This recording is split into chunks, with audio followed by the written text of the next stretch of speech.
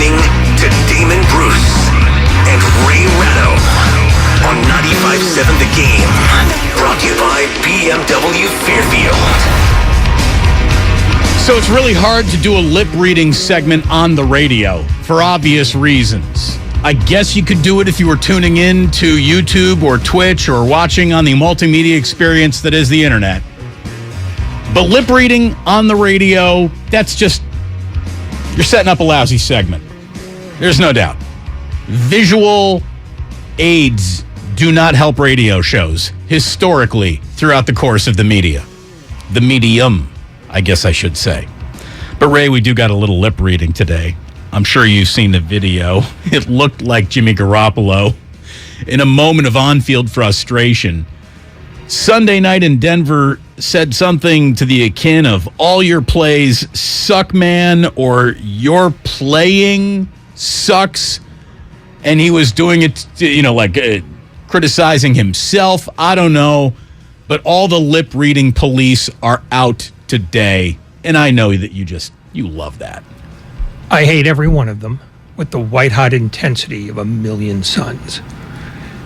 Unless an actual lip reader comes out and can definitively break that down, I've learned that the Twitter police are not to be trusted. But let's say for a minute, for the sake of argument, that he was being critical of the play calling.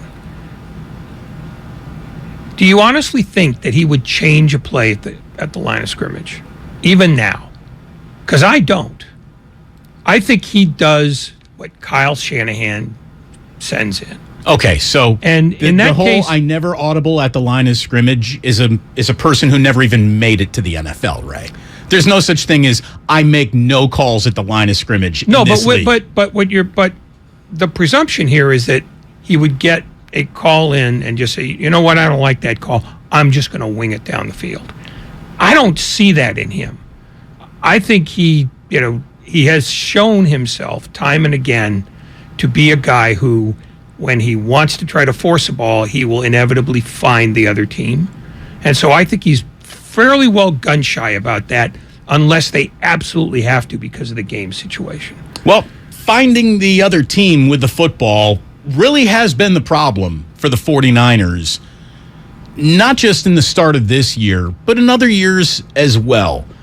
Having said all of that, boys and girls, children of all ages, 49er fans, season ticket holders, casual observers, here's what I have for you. We got 14 more weeks of this. 14 more games. And the amount of things that can go well between now and the end of those 14 games is, I think for a team that I think is going to be a good football team, the amount of things that could go well for the 49ers should still be a list that is officially longer than the amount of things that could go bad.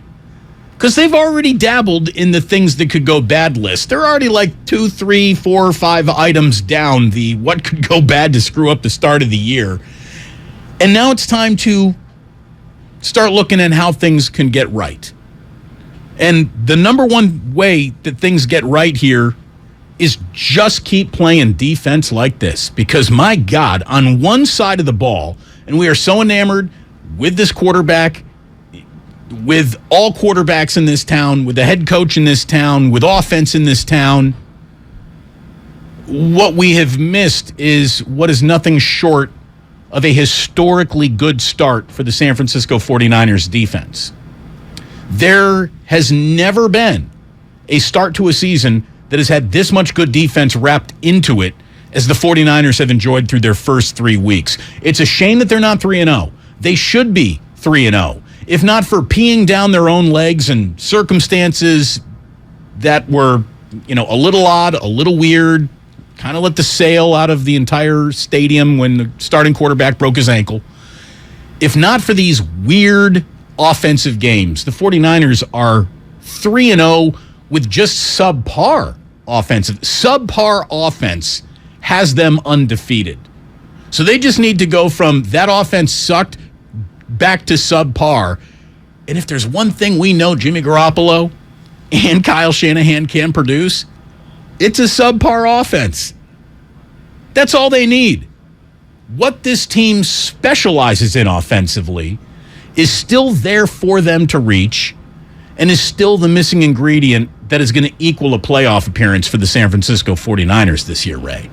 We have been a touch prisoners of the moment. Oh, no question. But this is like this every year. It was like this when Bill Walsh was coaching. It's always been like this. And I think it's probably like this in every NFL city because there's only one game a week. I mean, because this is the same phenomenon that happens every week in Europe after a soccer game. If you win, your team's brilliant, your coach is magnificent.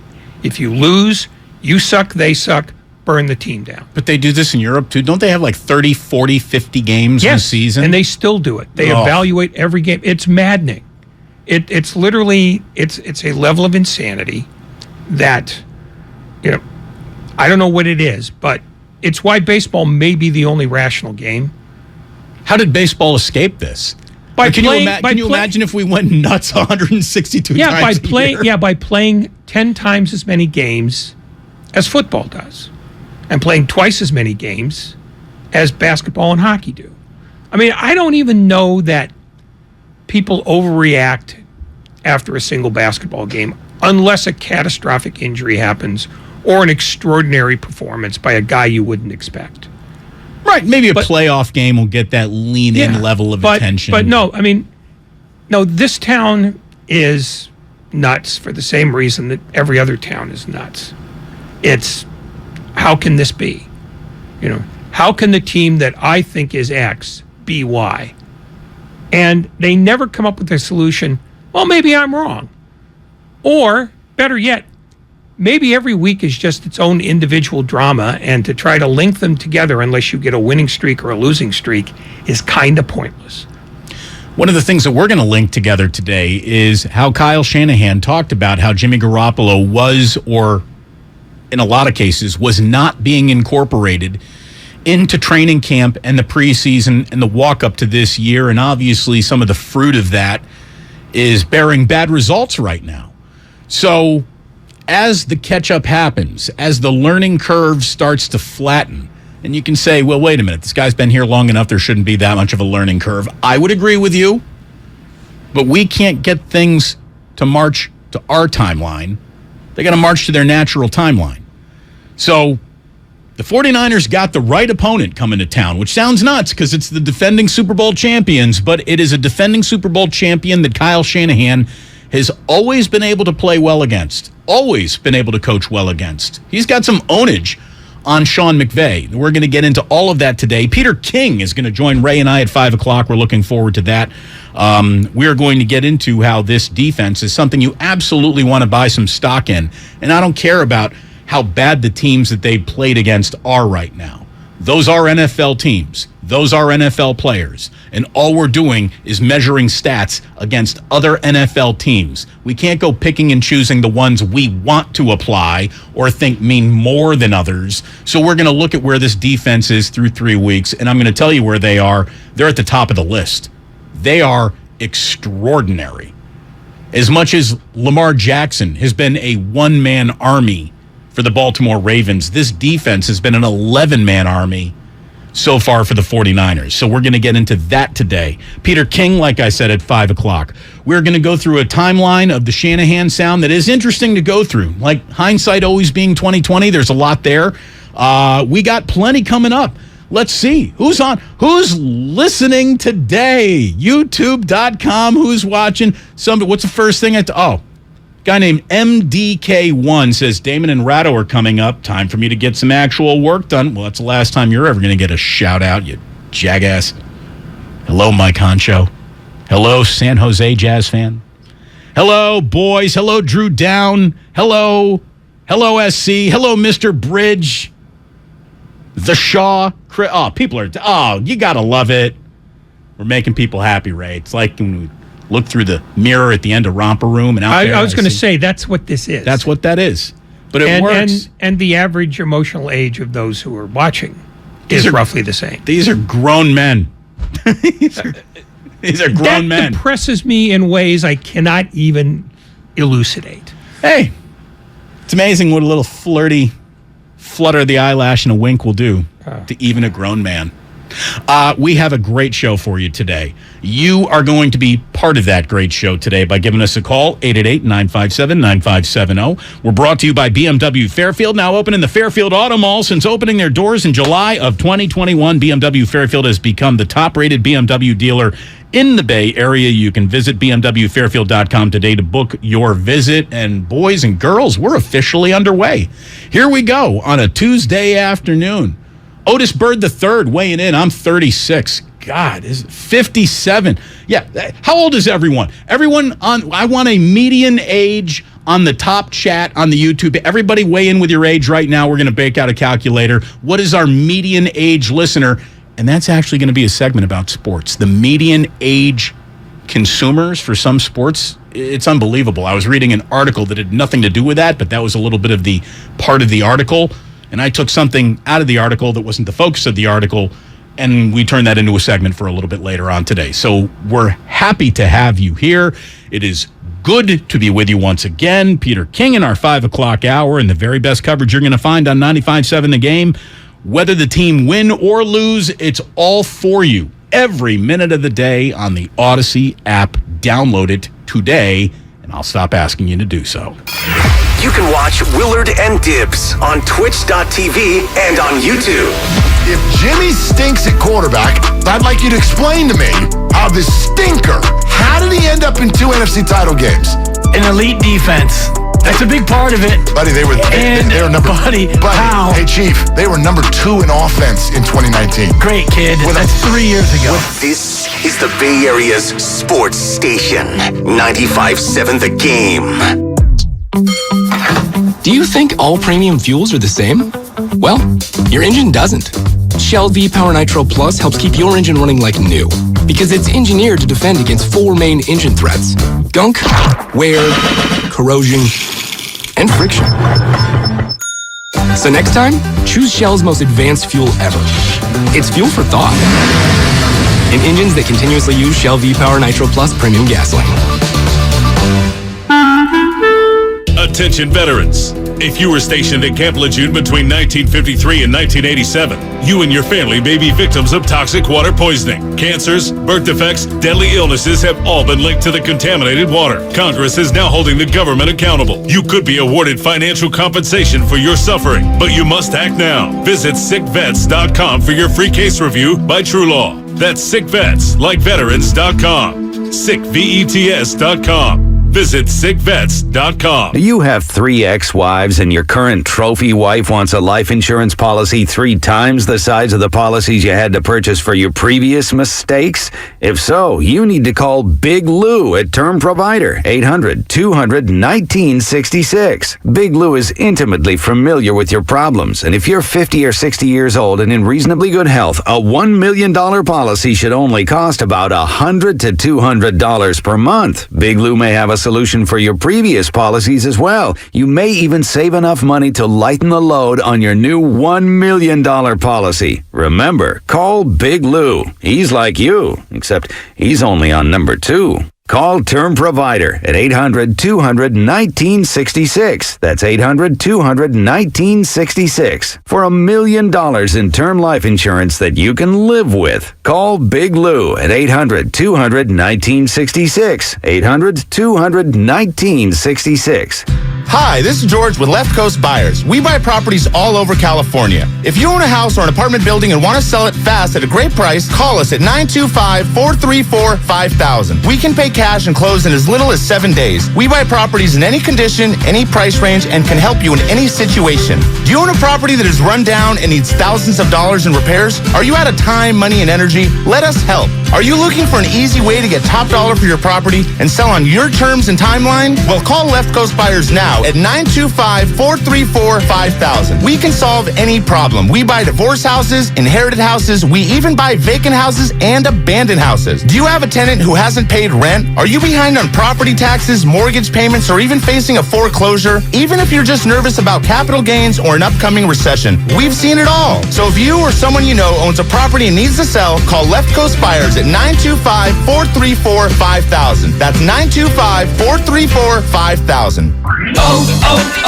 O'Reilly. See the road ahead more clearly with Sylvania Bulbs and O'Reilly Auto Parts. Right now, purchase select Sylvania Bulbs and get a $15 gift card after mail-in rebate, plus receive double O-Rewards points. Replace your bulbs today and see better tonight. Let the professional parts people help you find the bulbs you need. Visit O'Reilly Auto Parts or O'ReillyAuto.com.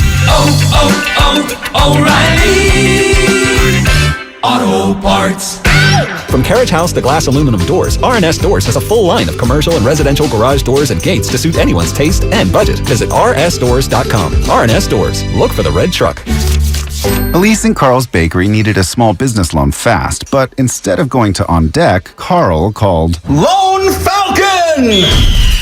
Really? Carl? There's a better way to get a fast small business loan. Go to OnDeck.com. Then if approved, get your loan as soon as the same day. Your loan is on deck. Depending on certain loan attributes, your business loan may be issued by OnDeck or Celtic Bank, a Utah Chartered Industrial Bank member FDIC. Limited eligibility for same-day funding. OnDeck does not lend in every state. All loans subject to lender approval. Chest up, engage your core, dig At Misty's gym, boot camp gets pretty close to the real thing. She wants to spot a personal trainer with a military background. I can cover this week's boot camp, but we need someone stat. Isn't your cousin a Marine? Indeed can help her hire great people fast. I need Indeed. Indeed you do. We instantly connect you with quality candidates whose resumes on Indeed match your job description.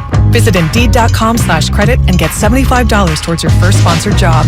Terms and conditions apply. This is Loyalty Lab Interview 6. Subject, grandmother's loyalty. Margie, what do you do when your grandson misbehaves? Angels don't misbehave. Here we study the most loyal, like you and... Oh, there goes the lamp. Shouldn't have put it there. Shell and the Fuel Rewards program has our members' backs too. It's super easy to save on every gallon. Loyal, just like how you acted like that wasn't his fault. Someone should clean that up before he gets hurt. Yes! Loyal, just like that. 10 years of FR.com. Terms and conditions apply. Get in zone, AutoZone. Welcome to AutoZone. What are you working on today? Thinking about gas mileage. You know, an oil change with full synthetic oil like Valvoline Advance can help your engine get more miles. Right now, you can get 5 quarts with an STP Extended Life oil filter for only $36.99. Find your solution for better fuel efficiency today at any of our 6,200 stores or on AutoZone.com. Get in zone, AutoZone. Restrictions apply. Chris Cuomo is back with a new show on a new network. Cuomo premieres on News Nation Monday, October 3rd at 5 p.m. Pacific. To find News Nation on your television provider, go to newsnationnow.com/join us. Now back to Damon and Ratto on 95.7 The Game. Brought to you by BMW Fairfield. Now open in the Fairfield Auto Mall. Visit BMWFairfield.com today to book your visit. So you can watch this spectacular program if you would have the interest to do such a thing. We are on Twitch. We are on YouTube. You have been warned. Do with that information what you will. We got a good YouTube crowd. Look at the chat. People saying and weighing in, by the way, just so we can start accessing people's passwords. I'm going to need everyone, after you've given me your age, I'm going to need your last 4 digits of your Social Security, your mother's maiden name, the name of your first pet in childhood, and I'm going to need the street you grew up on. And at that point, we should be able to take all of these IDs, get into their ATM accounts, and just walk out of here with a pile of cash, Ray. Finally, an idea I can get behind. It's about time we start screwing over the audience. You mean we're not already? Systematically ripping off our good listeners. So somebody named Hypeflix says, Damon, what does Ray's shirt say today? So I'll only bring that up, having just said in the opening monologue what lousy visual aid segments make for radio segments. But it's the same thing I asked Ray. That is a Montreal Alouettes logo from the early 70s. And I didn't quite understand what the actual logo was. It looks like an igloo over a circle with a green dot. It didn't scream Alouettes to me. It didn't scream Montreal to me. It didn't scream CFL football to me. I didn't get what I was looking at. And I said, Ray, what is that? And Ray said, It's the Montreal Alouettes logo from 1973. It lasted very briefly because nobody could figure out what the hell it was. That's it. The logo was so good, they got rid of it quickly. That's what that logo is. It's interesting. I don't know what the hell it's supposed to be. It looks like somebody's throwing a leg over a wheel. I don't know. It's weird. Anyway. They've had tons of them, to be honest, and it never quite works out. I mean, the one they have now is some sort of weird angular M that, it kind of looks like an eagle, but it's not convincing. And Montreal's never had a proud CFL tradition, other than when Mark Trestman was coaching there. So I know the word alouette only from the, it's alouette, gentil alouette. But I don't know, what does alouette mean? Beats me. It's kind of cheese as far as I know. If you can name your team after cheese, that's a strong move. Nobody could figure out what the Montreal Expos were. They were the World's Exposition, right? Wasn't the World's Exposition was there? But that was it. Okay. Nobody really genuinely knew. We asked people, our YouTubers, to weigh in. Like, what's the median age over here? Like, everything is so fragmented and everyone wants to have, demographic. What demographic are you serving? What demographic? In radio, sports talk radio specifically, the only demographic that matters is men 24 to 55, whatever it is. It's one of those, it's a middle-aged men group is basically what it is. Younger to middle-aged men is the demographic that matters the most in sports talk radio. Ladies, we hate leaving you out, but you're just not the advertiser's focus. That's why there's, a whole bunch of how to get divorced lawyers advertising and boner pills. And it's a cavalcade of dude on sports talk radio. But ladies, thank you very much for joining us. It's great to have you here. That's a profound failure of the genre, though. Well, I've always said, what demographic are you going for? Ears. If you have 2 ears, I would like you in the demographic. That's it. Do you have ears? Do you have the sense of hearing? Well, we'd love you to be in the audience. It's just that simple. I don't care how old anyone is or isn't. By the way, since you asked, yes, you're going to be burdened with this. An alouette is a lark. A lark? Okay. All right. You still can't find that in this logo, though. I thought, it's still, there's nothing there. But that kind of explains the eagle thing that you were talking about in the M a little bit. Like, I thought it was a bird. Because it's like the alouette, gentil alouette, alouette, gentil plumeret. The plume kind of gives it away, right? Like the plume. Is there I have not looked at the lyrics of the song. The plume? The plume. Thank you. You asked about that yesterday, too. I think you must be moonlighting as a Frenchman. Hey, quarter French. It feels like the average age of the YouTuber in the chat right now is somewhere early to mid 30s. 57, 36, 39, 49, 36, 42, 31, 37, 41, 34, 32, 36, 57, 37, 50, 32, 52. These are just the names. 36. We got a 10-year-old on here. Thank you very much, 10-year-old. Great to have you listening. He's trapped in his mom's car coming back from school. Probably, but it's good to have you. Again, captive audience, 2 ears, you're in the demographic. 91 on AOL dial-up. Thank you very much, Oak Monster. But yeah, this matters. We got an 8-year-old. Thank you very much. 69, 43 today. What are you Happy doing? birthday. I am only going through all of this because age really matters in sports. Like, not just to the athletes that are out there playing or the coaching, but to who is consuming it. And today, I was reading a story by Joe Pamplano in the Huddle, where he was doing a story about the success that Formula 1 is having right now, since we're working French. Formula 1 is having in the United States right now. And they're tracing all of the success basically not back to a huge interest in auto racing that America's developed, but the Netflix thing. The show on Netflix has done more to bring people into the Formula 1 tent than really anything else. The average age of sports fans in leagues that they are interested in. Major League Baseball, the granddaddy of them all. Ray, the average age of a baseball fan is 57. That is a problem for Major League Baseball. A big problem. Yeah, I mean, it's just, this is sort of what boxing went through about 30 years ago. And how's boxing doing? Well, I mean, just if you're counting it as though, are you supposed to be the most popular sport? Then yeah, they're in trouble. But at this point, first of all, you have to make sure you're holding on to your audience, the one that you've got, even if you're not, climbing through the roof. I mean, basketball's audience has been relatively stable in the last 5 years. It shot up early on in the middle of the last decade, and then it leveled off again. There's a point at which you have a bedrock audience, and that's what it's going to be. And the question is, I mean, because I don't know that football is any more popular now, except that all the other sports have diminished some.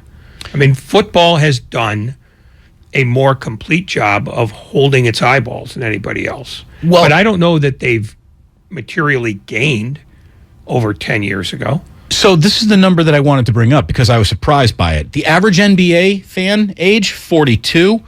NHL, 49. The NFL, the average age fan is 50.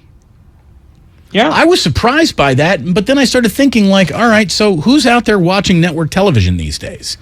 Older people. Older people. Who's not watching network television these days? Younger people. Now, the one thing that younger people might tune into network TV for is a big football game, but I was really, really surprised by all that. The average age of a Formula One fan, any guesses?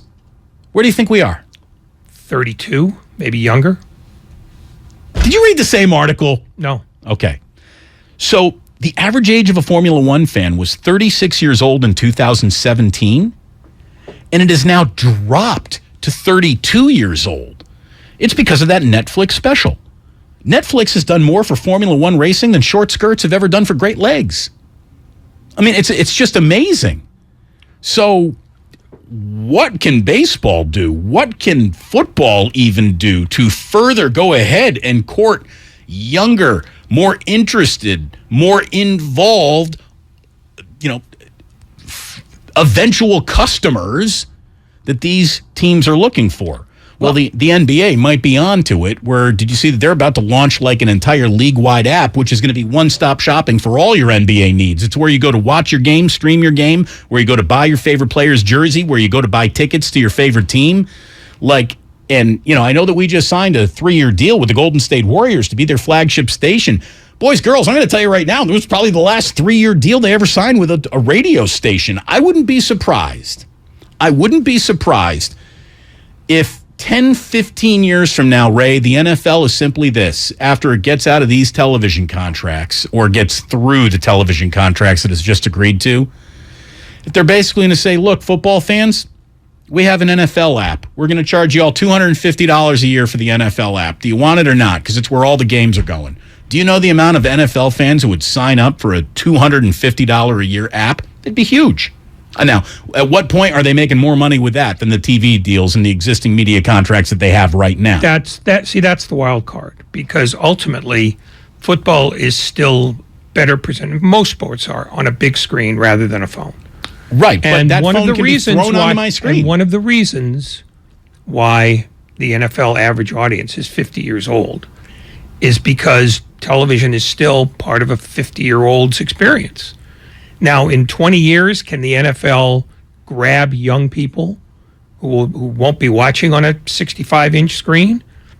Who knows? All I know is every year the Sloan Conference in Boston, which is sort of the highbrow future of athletics and commerce. Yeah, they have the same speech every year. Is what's the future look like? And it doesn't look great in a lot of people's eyes, just because they don't know how to make that transition work.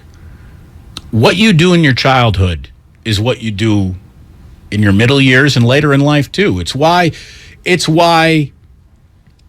soda machines fight to get into high schools. It's why laundry detergents pay huge money to be the preferred laundry detergent on your college campus where kids are away doing laundry. So many of them, for the first time on their own. And if you start using Cheer or Gain, or what's your favorite detergent, Ray? Are you a Snuggle the Bear guy? Snuggles? I'm starting to get the creeps. Okay. No, but no, I don't know. Cheer. It's whatever. Something. Yeah, just whatever makes I grab what's on sale. See, that's you because you didn't grow up brand specific in this department. But if you start going brand specific early in your age, you will probably stay with that brand through your lifetime. That's why they're looking to get hooks into high schoolers. That's why the younger demographic matters, because if you weren't paying attention when you're young, you're probably not picking it up when you're old. This is why baseball has a problem.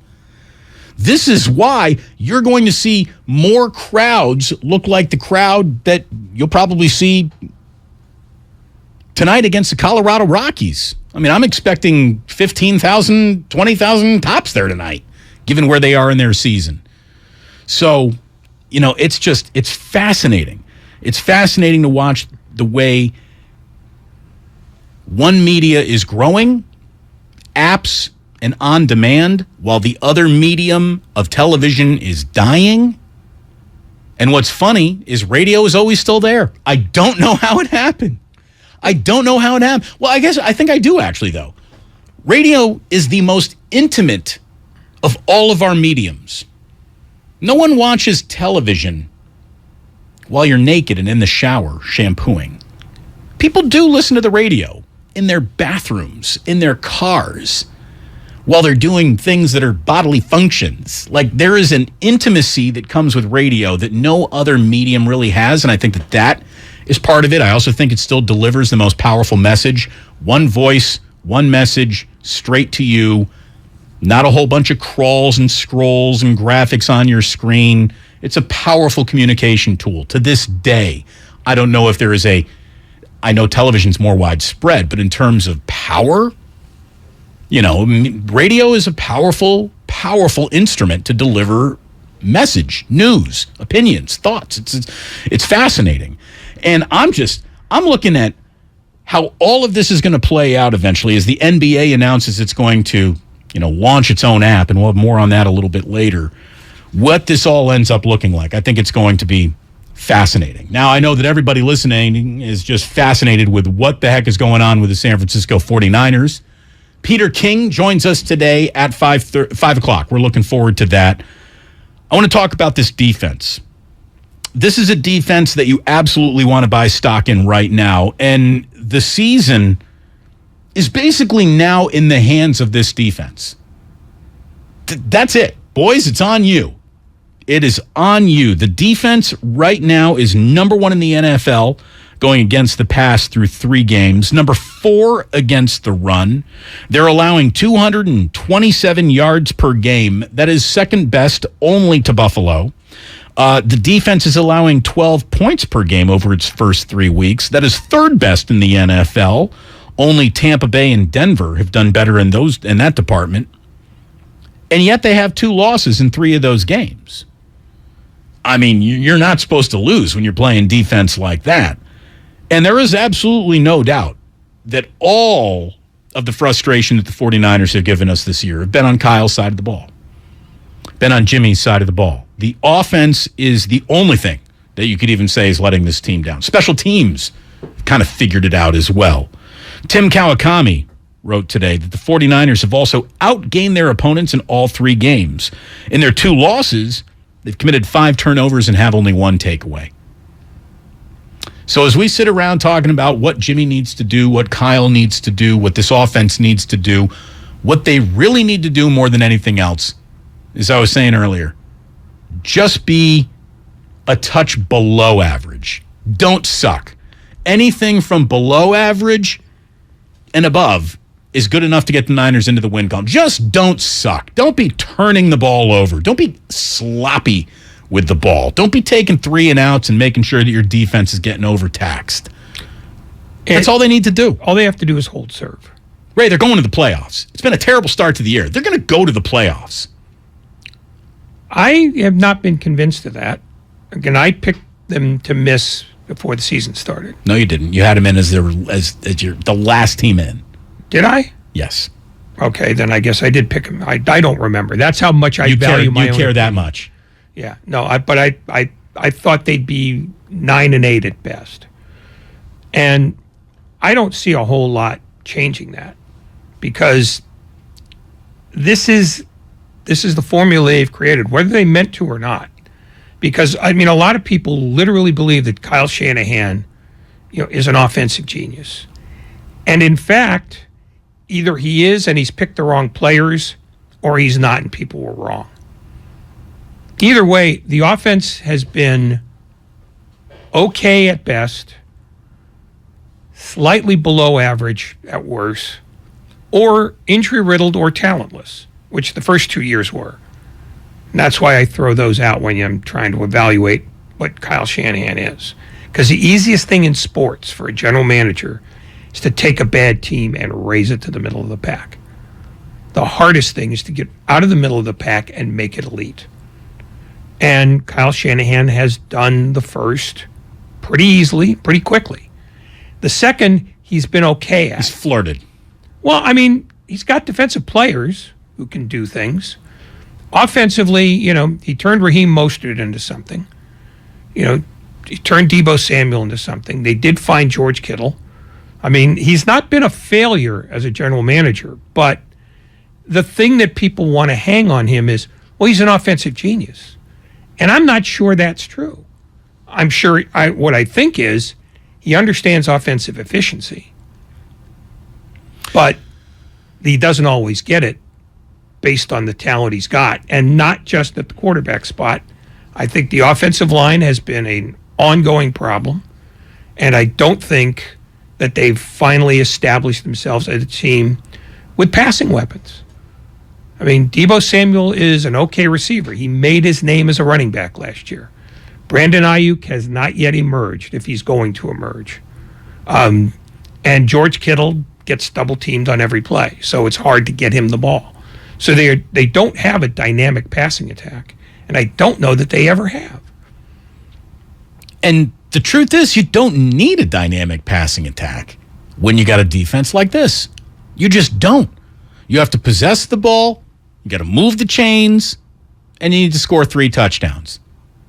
Asking an NFL team to score 3 touchdowns every 4 quarters that you play is not a huge ask. And they don't even need all 21 points. I mean, right now they're giving up 12 points per game.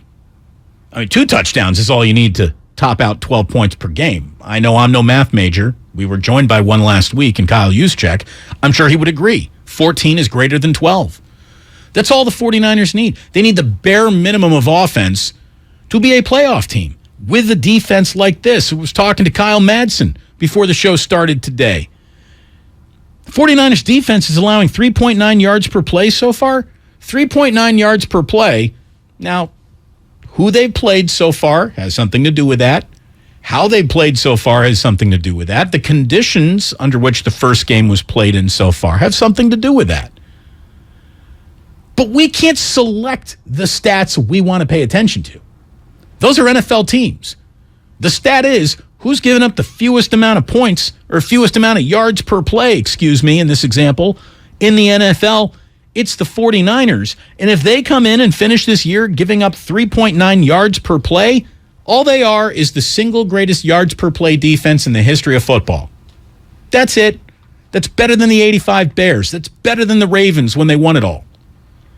I mean, that is a historic level of nasty defense. And through 3 weeks, that's what Kyle's got to play with. And when you can build on that, you have a foundation. There's a lot of uncertainty in this offense. There's always a lot of wishing for more.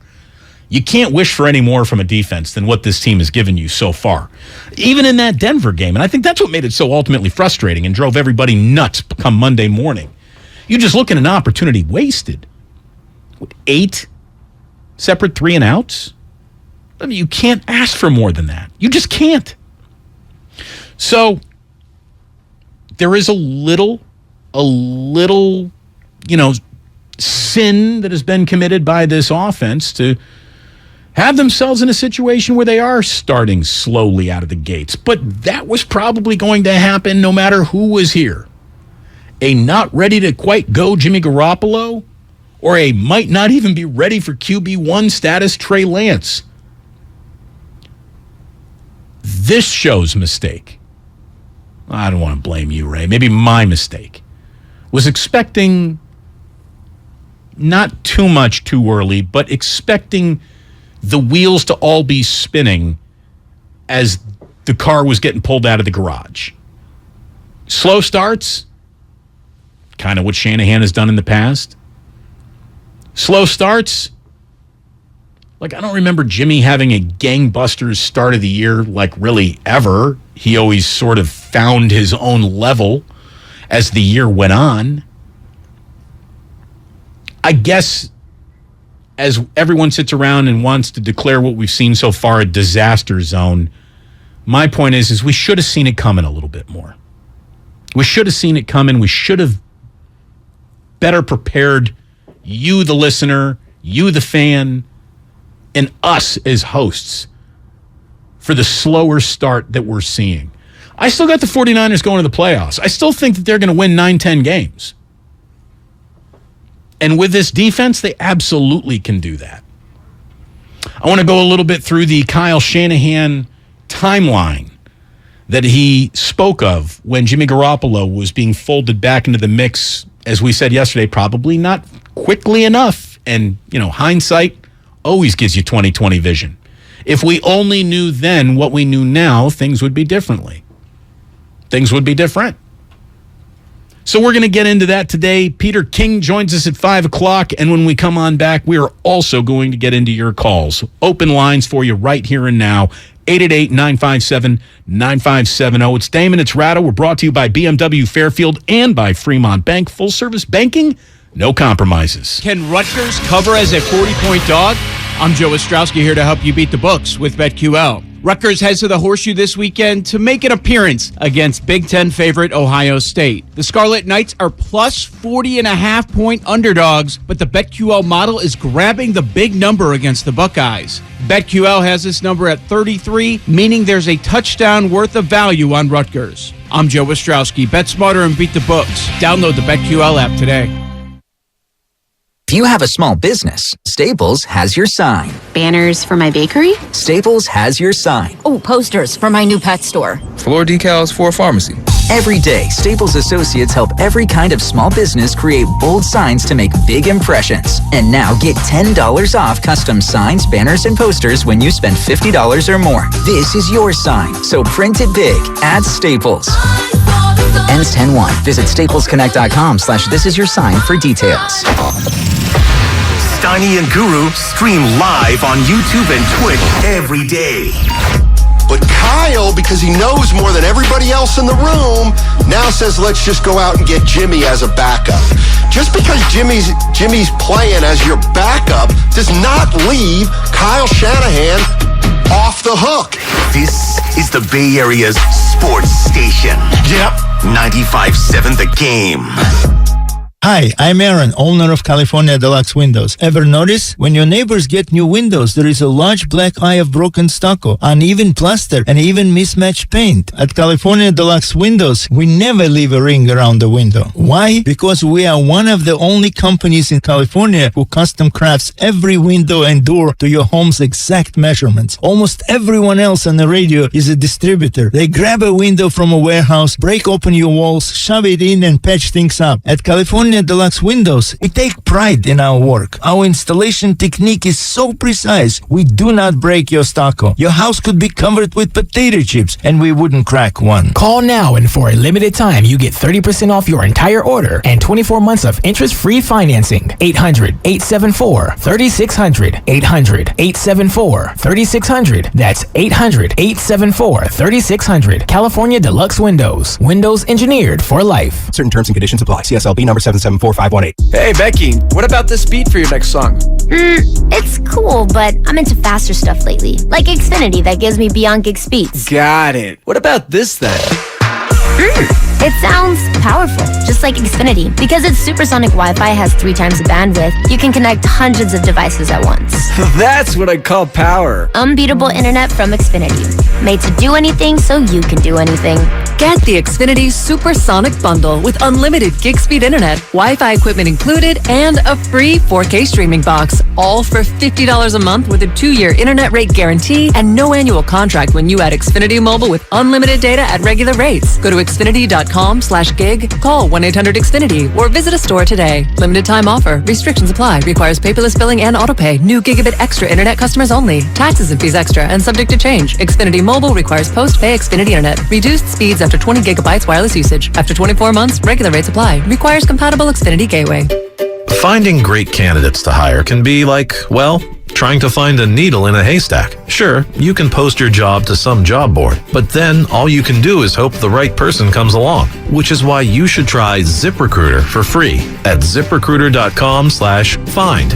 ZipRecruiter doesn't depend on candidates finding you. It finds them for you. Its powerful technology identifies people with the right experience and actively invites them to apply to your job. You get qualified candidates fast. So while other companies might deliver a lot of hay, ZipRecruiter finds you what you're looking for. The needle in the haystack. See why 4 out of 5 employers who post a job on ZipRecruiter get a quality candidate within the first day. ZipRecruiter, the smartest way to hire. And right now, you can try ZipRecruiter for free. That's right, free at ZipRecruiter.com/find. That's ZipRecruiter.com/find. ZipRecruiter.com/find. Football season is here. The new Odyssey app lets you stay connected to your NFL team, your station, your shows. Follow your favorite stations and come back again and again. Get real-time updates on everything you care about. Miss your show? Jump back to their awesome rewind feature. The Odyssey app is NFL football. Live and on demand. Wherever you are, whenever you want. And did we mention it's all free? Download the Odyssey app today. Can I get the sales projections for the Springfield, Bristol, and Fairview stores? Val's Froyo Palace is dishing out 3 more locations. Jody, have you lined up interviews? They need 3 new store managers before they have a meltdown. And remember, they need at least 5 years experience. Indeed can help them hire great people fast. I need Indeed. Indeed you do. We instantly connect you with quality candidates whose resumes on Indeed match your job description. Visit Indeed.com/credit and get $75 towards your first sponsored job. Terms and conditions apply. Festivals, football, flannels. Some say fall is their favorite time of year. And this fall, there are now updated COVID-19 booster shots designed to help protect against COVID-19 variants. If you've had your primary series, schedule an updated COVID-19 booster shot appointment as soon as you're eligible. And don't forget to enjoy the foliage. Sponsored by Pfizer and BioNTech.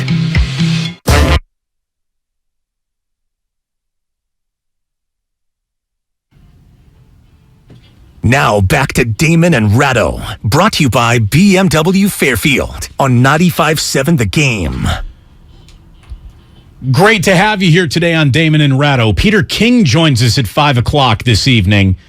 Obviously, we got a ton to talk about with him, and as we've been breathlessly looking at the first 3 weeks going, that's not good enough, I can tell you that what they're seeing from the 49ers defense is not just good enough, it's among the best in the NFL. The 49ers have a monster on one side of the ball, which means they don't need to be a monster on the other side of the ball.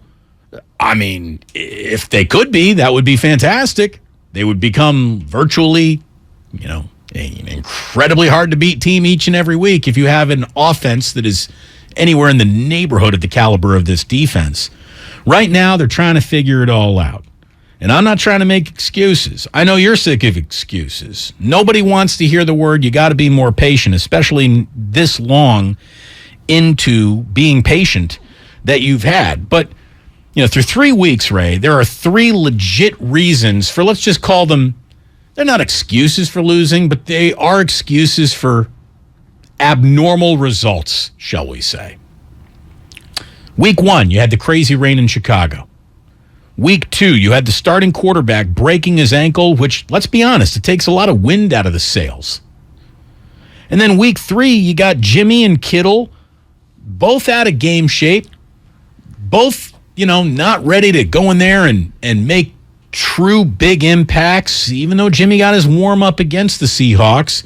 Going into Denver, altitude, that crowd, we should have maybe looked at that as a little bit more of, this is going to be a real struggle against a very good defense than we did. I mean, are we done now? I hope that everyone is out of reasons for not being at the edge of peak performance when the LA Rams get here on Monday night. But I understand the slow start, looking back at it a little bit. And maybe the slow start is where the predictability comes from. And there has been some predictable play calling. It's just underneath, and if Debo's lining up in the backfield, he's probably going to get the ball. We brought that up yesterday. Ray and I did with Michael Irvin, and here's what Michael Irvin had to say. That sometimes, especially in tough times, you resort to what you know. My team, we ran slant routes, deep ends, and deep outs. Those are our bread and butter plays. We're going to run them all the time. We're going to run them at low left, low right. Those are bread and butter. When we get in those tight situations, everybody goes back to the plays that they're most comfortable with. So when you start talking about people are so predictable, sometimes that's just noise. Lots of noise around the 49ers for sure. Lots of noise around the 49ers for sure. But, Ray, it's not as bad as everyone makes it out to be. And it's going to get better because it's going to become more average. And more average gets you into the win column. But here's the thing. Everything will regress to the mean eventually, unless you're just awful or you're spectacular. The 49ers have played 3 of the worst offenses in football so far, and they have dominated them, as you should. But you don't really know how good the defense is or is not until you get the Rams, until you start seeing teams that are used to putting up numbers, because Chicago doesn't put numbers up at all against anybody. I mean, they are 32nd in about 12 different categories. No, there are several receivers who have more receiving yards than the entirety of the Chicago Bears roster does. So you throw that out. You look at Seattle. They're like 25th. They don't move the ball very well. They're living off their defense. And you saw in Denver, they can't get any offensive continuity going, but they keep games low.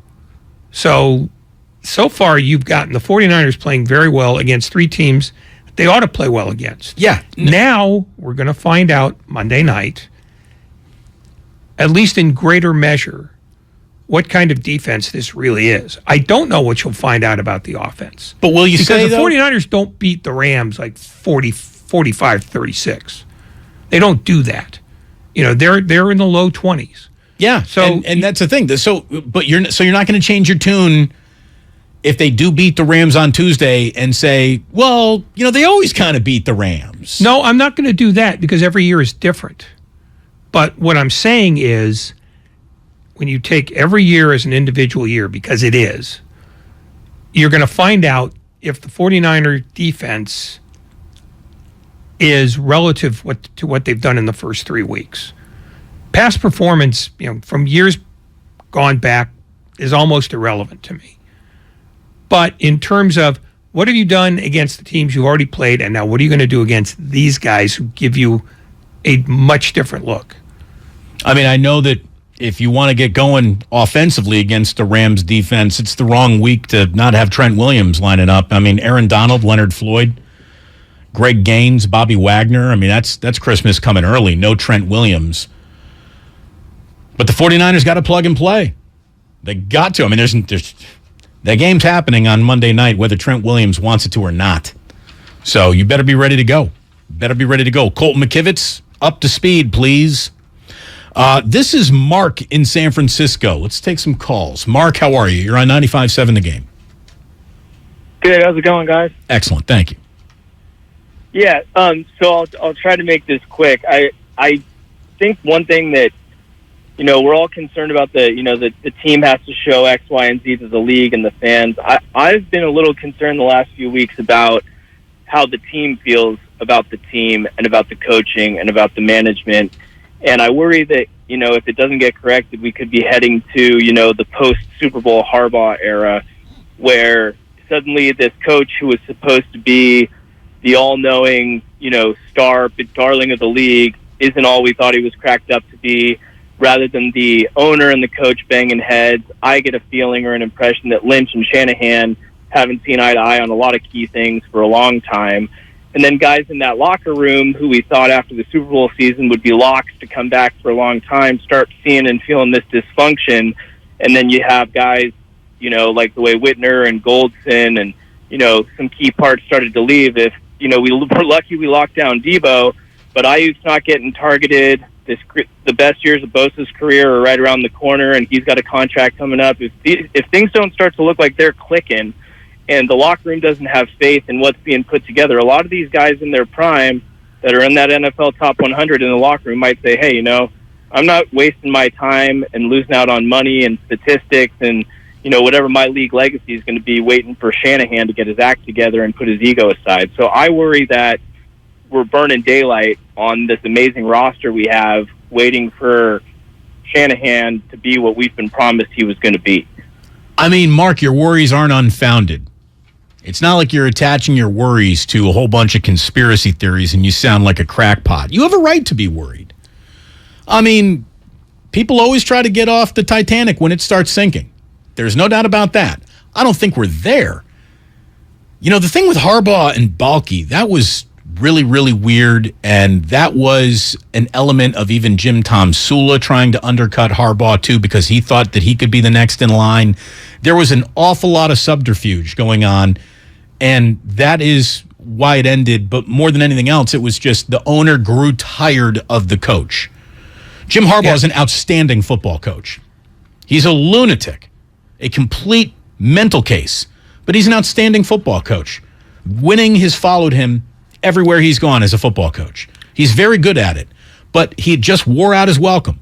He not only wore out his welcome, though, he wore it out by trying to out-political Trent Baalke. Because if it was just about football, he had enough skins on the wall that he would have been fine. But he can't take orders well. Well, and that's why he's much better at Michigan, where he gets to decide everything. Basically told Jed York to leave the draft room. That you can't do that. You're not going to last long. I don't care what you do. I don't care. You could win a Lombardi trophy. You tell the owner to powder off, you're not going to last long. No. I mean, Jim Harbaugh got fired because he deserved to get fired because he was lousy at the internal politics that coaches have to know. And now he's gone to a place where it's a safe haven for guys who are, dictators and martinets. College football is where the coach runs everything. I'm sorry.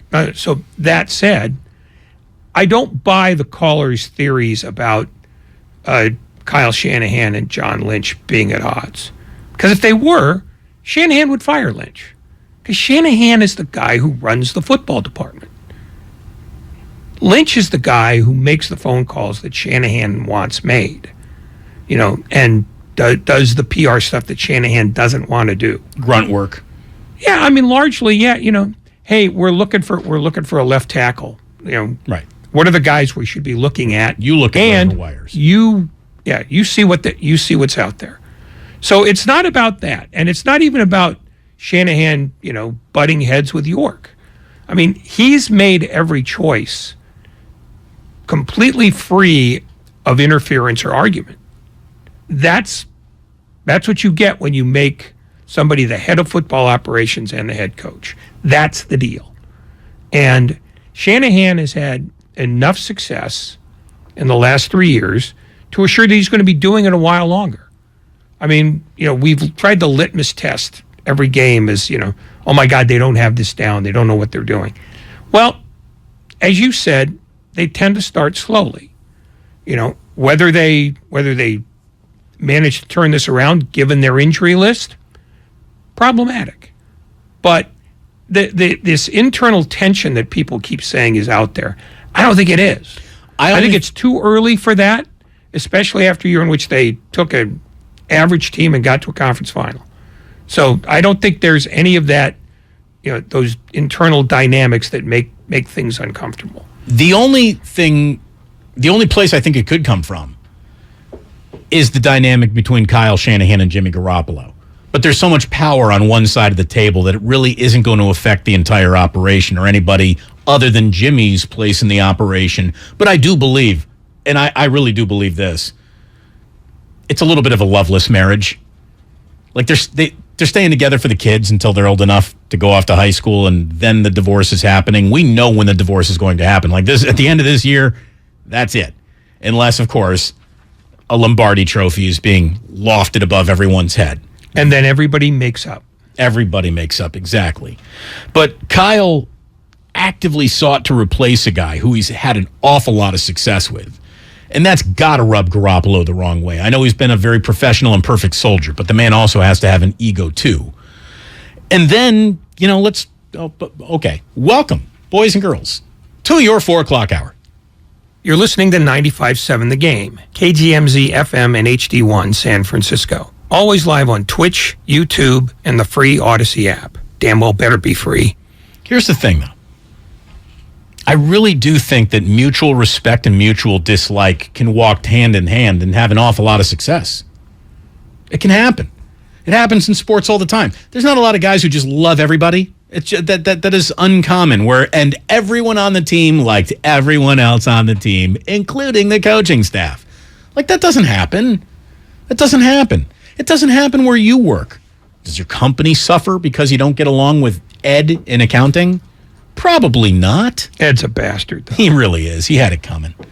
But no, look, mutual respect and mutual dislike can find success. Look at us, Ray. I don't want to. Look at us. No, we do. We do fine. I know. Here's the point.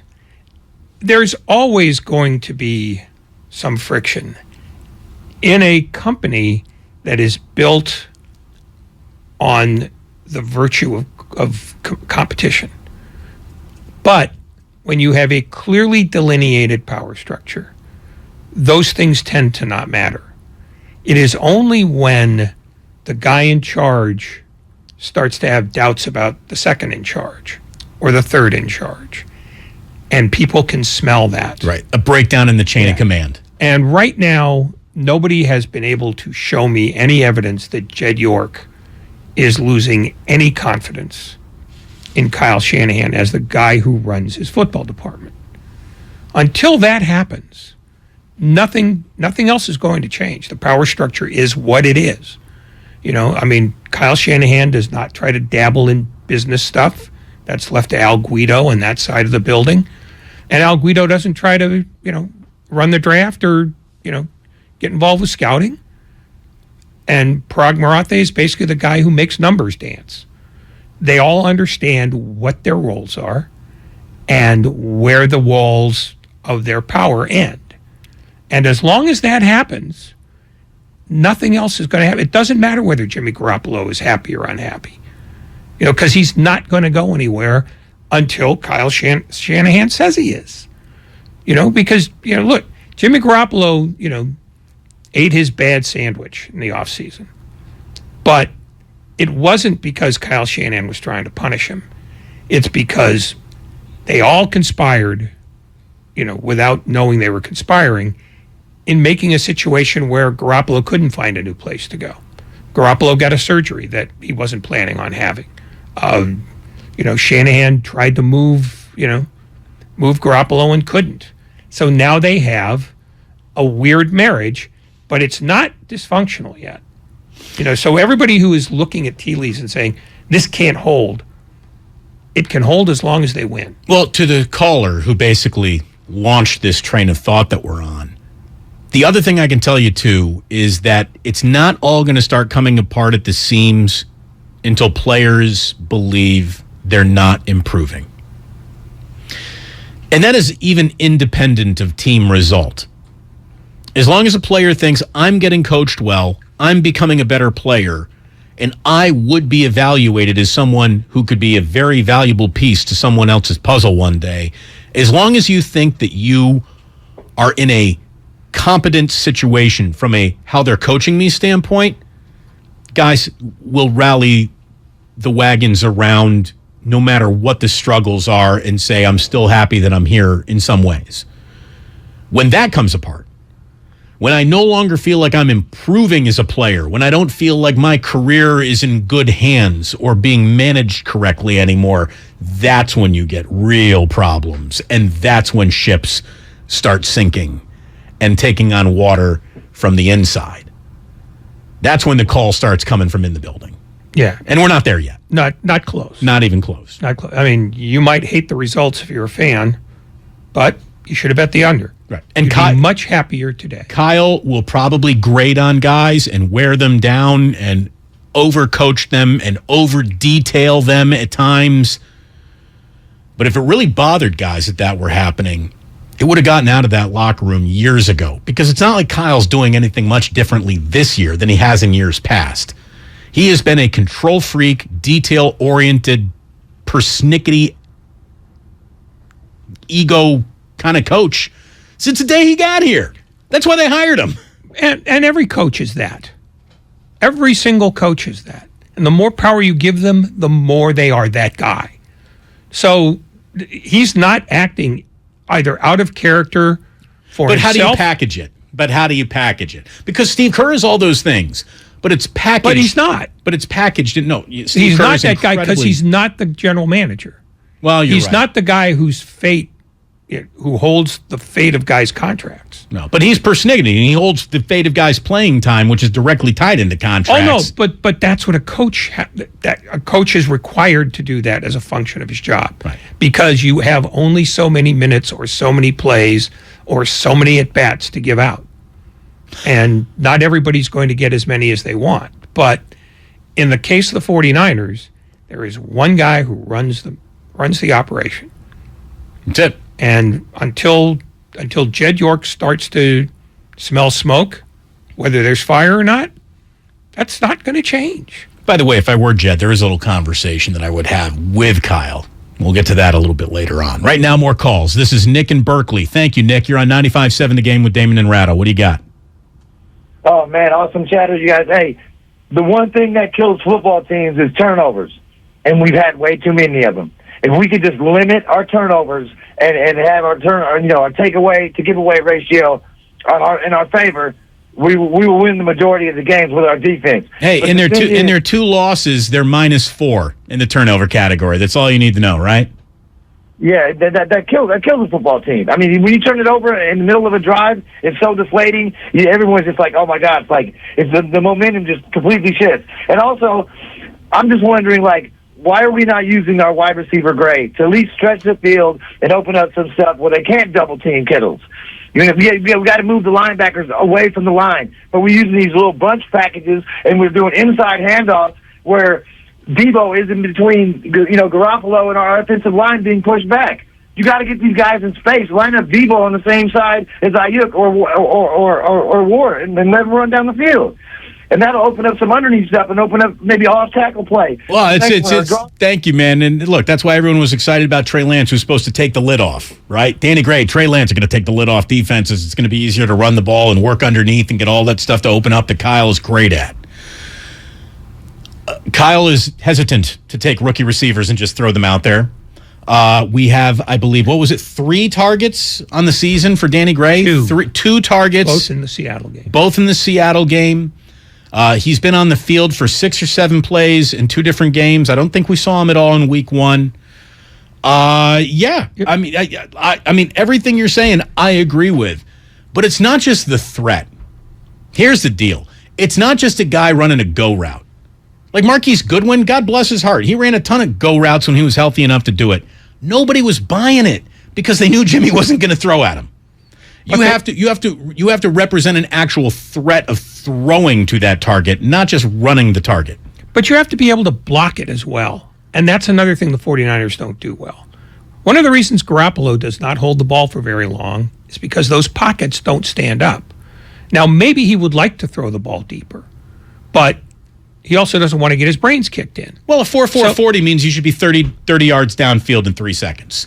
You should be, but is your pocket holding up for 3 seconds? That's a question. It better. Well, it better, but does it? I mean, you can't deal with ideals. You can deal with here's what you got, and that's what they've got. You've got a guy who is not a great deep thrower. Doesn't mean he doesn't have an arm, but he's not an accurate deep thrower, because that's the second thing you got to have. And you've got to have time for your guy to get open downfield, to run that 4-4. And I don't think the 49ers are constructed well enough to throw the ball a ton of times all over the field. I don't think that's who they are yet. Well, that's why they brought Lance in, to attack the blades of grass that Jimmy wasn't going after. But even at that, you still don't have an offensive line that can block. You got one guy who can hold his own, well, now you rush don't or even pass, really have and now him. you don't have him. That's the thing. Offense collapses for any one of 11 reasons. It only works when there's one reason, when they're all operating well. And they're not all operating well. Here's a deal I'm going to make with everyone on hold. If you're on hold when we come back from a real quick break, we're going to get to you immediately. I see you out there. Thank you for your patience. We're going to come on back and take your calls here in just a second on 95.7 The Game, 888-957-9570. It's Damon and Ratto. We're brought to you by News Nation. Chris Cuomo is back with a new show on a new network. Cuomo premieres on News Nation Monday, October 3rd at 5 p.m. Pacific. To find News Nation on your television provider, go to newsnation.com/join us. Watch 95.7 The Game on Twitch and YouTube. Jimmy can't cook. He can barely boil water. I agree with you. Never be able to cook. I agree with you. Let Fumo eat. You know how people be like, you can't waste Steph Curry's prime. Our defense is at a prime right now. Yeah. We can't let that go to waste, man. This is for real. This is the Bay Area's sports station. 95.7 The Game. Everything, our farm, our stand, our pop-up shop, it really all started when we discovered the benefits of local, raw honey for our family. And then we decided to turn it into a business. We were looking for something to help us get up and running. So we got the Chase Business Complete Banking Account. It's more than a bank account. It comes with Quick Accept, which lets us take card payments anytime, anywhere in the U.S. using the Chase mobile app. Plus, we get same-day deposits at no extra cost. For us, it's more than honey. It's about sharing a little sweetness with the world. Get the Chase Business Complete Banking Account with the essentials you need to help get your business going. Learn more at chase.com/business-complete-banking. Chase for business. Make more of what's yours. Quick Accept is not available in U.S. territories. Enrollment required. Usage subject to approval. Same-day deposits available for payments before 8 p.m. Eastern Time, Sunday to Friday. Fees and rates apply for checking and processing. Limitations and restrictions apply. Participants compensated. Merchant services provided by Payment Tech LLC and WePay Inc. Subsidiaries of J.P. Morgan Chase Bank and a member FDIC. If you own a business, this has been a bumpy ride. From pandemic to inflation, I'm sure you could use a break. If your business has 5 or more employees and survived COVID, you may be eligible to receive a payroll tax refund of up to $26,000 per employee. The challenge is getting your hands on it. Hi, I'm Howard Mackler, and that's why I founded GetRefunds.com to cut through the red tape and get you the money. The team of tax attorneys we have put together are highly trained in this little-known payroll tax refund program. We do all the work, charge not a dime up front, and simply share a percentage of the cash that we get for you. Businesses of all types can qualify, including those that took PPP, nonprofits, and even those that had increases in sales. We have helped return over $1 billion to businesses, and we can help you too. Just go to GetRefunds.com, click on Qualify Me, and answer a few questions. This payroll tax refund is only available for a limited period of time. Don't lose out on up to $26,000 per employee. Go to GetRefunds.com. That's GetRefunds.com. Do you think all premium fuels are the same? Well, your engine doesn't. Shell V-Power Nitro Plus helps keep your engine running like new because it's engineered to defend against 4 main engine threats: gunk, wear, corrosion, and friction. So next time, choose Shell's most advanced fuel ever. It's fuel for thought. In engines that continuously use Shell V-Power Nitro Plus premium gasoline. Kirby is your driveway mechanic. They bring the shop to you with brake replacements, oil changes, washes, and so much more. Get $50 off your first oil change with code OIL50 at Kirby.com. That's CURBEE.com and use code OIL50. Diabetes, high blood pressure, anxiety meds, everyone's on them. If you're a 50-year-old male, maybe a bit porky, and you may even have type 2 diabetes, $1 million of term insurance may only cost you about $200 a month. Call Term Provider. Speak with big Lou at 800-200-1966. Big Lou will find a term life policy for you even if you have type 2 diabetes, are overweight, or have high blood pressure. Term Provider has helped thousands of people like you who think they can't afford term life insurance. To buy $1 million of affordable term life for you, all you need to do is call Big Lou at 800-200-1966. Lou will make sure the scales are tipped in your favor. Call 800-200-1966. Big Lou will answer your call and work to fit you into a term life policy that you can afford. Remember, Big Lou's like you. He's on meds, too. Call 800-200-1966. 800-200-1966. When back to the office means back in traffic. We unfortunately have a really bad situation going on in Hayward. You can rely on your Northern California Honda Dealers Traffic Center. Traffic is still jammed from Whipple, but I can see it starting to improve now that you have... From your traffic leader, KCBS. Get in the zone, AutoZone. Welcome to AutoZone. What are you working on today? Starting trouble. No one likes that. We'll get you set up for some stronger starts.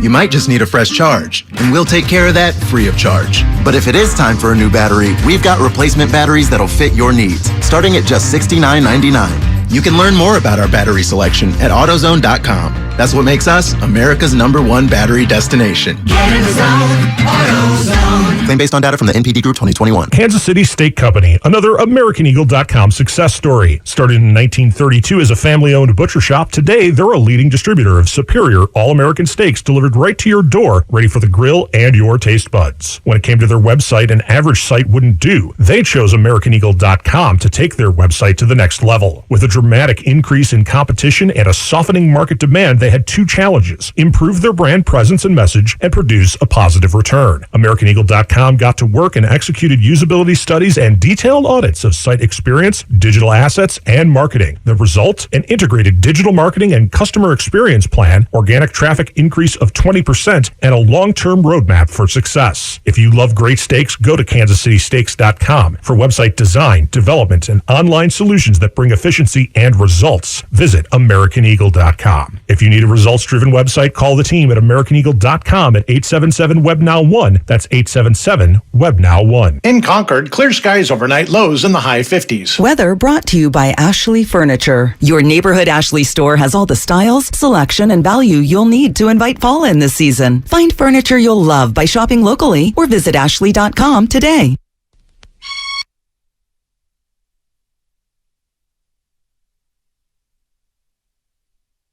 Now back to Damon and Ratto, brought to you by BMW Fairfield on 95.7 The Game. So everybody's got their go-to meal at their favorite restaurant. So it's time the Butcher Boy goes back to the kitchen, or in this case, a restaurant, for episode 2 of the Go-To, presented by Trimark. Check out Shasky's visit to 00, Dopa Zero, on 957thegame.com. Good to have you here. Thanks so much for holding. We've got Peter King joining us in about 40 minutes from right now to go over what was a thrilling, a fascinating week 3 around the NFL. A lot of interesting football was put out on the field for us to watch. So Peter King comes up at 5 o'clock. Thank you for listening. Thank you for holding. If you've been holding on hold, which is where you got to hold, I guess. 888-957-9570 as we continue to pick apart 3 weeks of 49ers football. This is Jack Frost in Oakley. What's going on, Jack? Hey, Damon and Ray, can you hear me? Gotcha, man. Gotcha. All right. Thanks for taking my call. I wanted to just kind of go over, it was going to be real fast. So press the pause button. We're going to week 4, and I hear you guys. But we're coming to Monday night with fire, I feel. Hell is possible. The faithful is going to be there up and rolling on Monday night, and we're bashing on Jimmy and Kyle, and I feel like Jimmy not even had a playbook to start off. Maybe I think Dak could fall off on Kyle Shanahan for not doing that, because when you go to a new job, even if they know that you're going to quit, they still give you your new employee handbook, and I'm pretty sure Brooke Purdy probably knows the new plays more than Jimmy does. And even Jimmy mentioned it during the Seahawks winning games. Well, here's the deal. I mean, I guess the good news is that I haven't seen any new plays get run yet. To me, there's nothing that I've seen that doesn't look like everything else that's already happened by the Niners in a Niner uniform yet. Not to me. I don't think there's an element of the playbook that Jimmy is unaware of, and therefore that's why things didn't work out in Denver. I just don't think that that's the problem. Now, when he did get the playbook, the run-up to this year, we're going to re-examine all of that in just a little bit, and we're going to do it with some audio to help us through the times and the moments.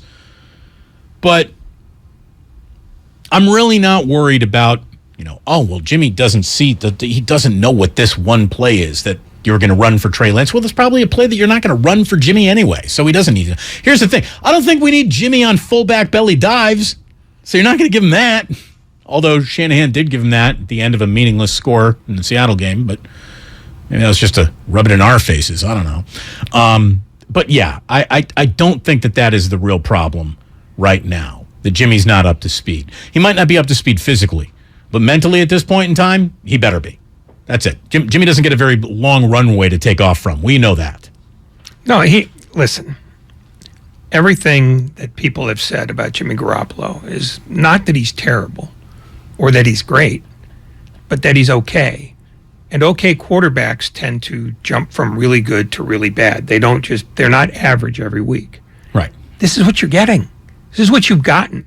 I don't know what you thought you were going to get, but this is what it is. I think it could evolve into something a little different, but it's not going to start in that evolution. No, but you also have to have a healthier team, particularly in the offensive line, and you have to be able to credibly scare people with a full-time running back. And maybe Jeff Wilson can be that in the same way that Elijah Mitchell came from nowhere to be that, in the same way that Raheem Mostert came back to be that. And last year, Deebo Samuel. Maybe that works, but it hasn't been established yet. And the fact that teams don't regard the 49ers as a team that they have to cover a lot of the field to defend is part of that problem. But by and large, until they figure out what they can do with the offense, their defense is going to have to hold teams to 11 or fewer. All right, how about just 9, and then Jimmy stops stepping out of the end zone? Everybody says that was a good play. I mean, again, hindsight being 2020, sure. I guess that's a way to sell it. I mean, this is JJ in San Jose. Hello, JJ. Oh, JJ. No, JJ. This is Vince in the city. Thank you, Vince. What do you got? Hey, what's up, guys? So, clearly the move this off get away from Jimmy Garoppolo. Unfortunately, he had all the operations or whatever, and we couldn't move him. And it was supposed to go to Trey Lance. Well, now with Trey Lance hurt, I'm wondering, what are the chances that the 49ers are going to start looking around the league to see if anybody wants to trade? And if that can't happen, what are the chances that we try to go after a big name in the offseason, i.e. Lamar Jackson, since he hasn't gotten a deal yet? Look, if Lamar Jackson hits the open market, I think any general manager worth his salt has to walk around that car lot for just a minute, because that's what Lamar Jackson is right now is one of the greatest one-man army versions we've ever seen. I mean, he is something else so far. So, yeah, I do think that is just part of any competent offseason. In terms of a trade, it's funny. I think the 49ers, I mean, this is, dependent on what you think of Jimmy Garoppolo, I guess, but the Niners are the example that while it seems to have that's such an, why would, let's just say, Ray, the Carolina Panthers ever try to get rid of Sam Darnold in the name of Baker Mayfield's now our guy, having just seen what happened to the 49ers? The 49ers are not just an example, but they're also the test case of what happens when QB1 goes down now. And if you are happy with your backup quarterback, he's got to be some level of established in this league where the Niners would covet that. So who are we talking about? We're talking about Sam Darnold. And I don't even know if Sam Darnold is a quarterback that you covet. But might he be better than Jimmy Garoppolo? Sure, I guess we could sit around and have that argument. But a midseason trade and then Darnold being the guy that comes in and saves the day? No, that's just not going to happen. It's not going to happen on the Niners' end, and I don't think it's going to happen on Carolina's end. No. This is the roster. You're looking at it. Yeah, quarterbacks don't spring whole out of, dry oil wells. This is your guy. Live with it. What are they going to do in the future? There is no future right now. There's the season in front of you. Right, the present. The offseason starts when they stop playing games. Until then, this is your team, this is your roster, this is your quarterback, this is your coach. Deal with it. No, I mean, Kyle, and I've even got a soundbite up here where he's basically saying, hey, I've seen guys sign off the street and come on in and play pretty well. So it could happen, but if you're signing quarterbacks off the street in the middle of the year, may God have mercy on your soul. I mean, you're in a bad place. How many McCowns do you need? Right. You're operating from you don't want to be there location. Max in Lafayette. Thank you, Max. What do you got? Hey, guys. Thanks for having me on. So, Jimmy's played for Shanahan for 4 or 5 years now. He knows the playbook. He knows the players. And he's not really playing well. Well, here's the deal. I grew up playing soccer, basketball, and I was pretty darn good. But when I took 4 months off, 5 months off, and came back, I was less than average. It takes 4, 5, 6 weeks of doing sprints, getting in game situations to get in game shape. So, I think you need to give him a break. He spent all of training camp in the practice field throwing passes, no sprints. Give him some time. You don't just come back just because you know the team and you know the playbook. That doesn't mean you're ready to play good. You need some time. I agree with you, and we probably should have done more to frame that's probably the reality we're walking into in this Denver game that they just lost. But yeah, no one could possibly argue with you. And at the very least, let's say you are at the tip-top peak of physical conditioning and it's got nothing to do with the mileage on your body. The speed at which the game is played takes a long time to get used to. And there are different ramps of speed in the NFL. There really are. This is something that Colin Cowherd was talking about a week or two ago, and I couldn't help but agree as he was saying it. Like, there's preseason speed, there's practice speed, then there's regular season speed. Then there's regular season speed in games that are division games, and then there's postseason speed, and then there's NFC title game speed, and then there's Super Bowl speed.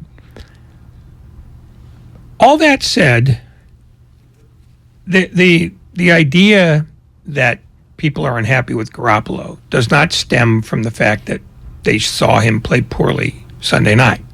It's that they already wanted to move on from Garoppolo. They were pot committed to having somebody else have the job. And they're more angry than ever that he's still there and still Jimmy Garoppolo. I think they had some open arms ready to embrace. I'm not sure. Jimmy to save us is different cast. He's cast differently. Yeah, but Jimmy isn't the savior on this team. Even when they were really good, he wasn't the savior. When they were bad, though, he was in 2017. It didn't turn the season around, but they had no business flirting with a 5-0 record in his 5 starts. But they got it. No, but the point is, since then, since that aberrational first year, and I say aberrational because there wasn't a very good team, and those wins came at the end of a year that was already lost. But in the 3 seasons where every game has had some import to it, Jimmy Garoppolo has not been the central theme. The defense has been the central theme. The running game has been the central theme. It has not been a quarterback-driven team. And because it's not a quarterback-driven team, and so many other teams are, I think the fans here who wanted to move on from Garoppolo are unwilling to consider the possibility that for the 4th year in a row, whatever happens to the 49ers is going to be determined by something other than the quarterback. They wanted this to be Trey Lance's team because they believe that Trey Lance is going to be their savior. And I don't know that, given the rest of this roster and given the coach and his philosophy in general, that the quarterback is in position to do that. That's going to take a lot longer than people have been willing to allow. I mean, even if Trey Lance were healthy now, you weren't going to see an offense suddenly turn into Kansas City Redux, because it's not built that way.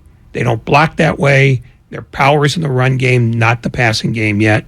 And Trey Lance was not going to hit the ground running because quarterbacks don't. Josh Allen needed time to ramp up. So did Patrick Mahomes. So did all of them. Justin Herbert is that rare case, and I mean exceedingly rare.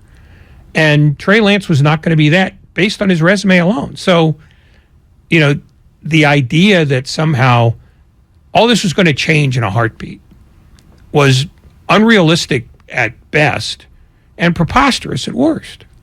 Well, and what might also be unrealistic is the whole that, as soon as Jimmy just comes back in at the very, very worst, you're exactly who you were again last year. It's going to take time for Jimmy to even ramp up to the same Jimmy that you got tired of. And that's the honest God's truth. I also think his mouth wrote a few checks that have bounced on him.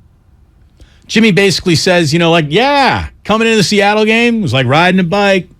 49ers football again is what Kittle's saying at the podium, and everyone's like, oh, great. Just going to hop right back into midseason form.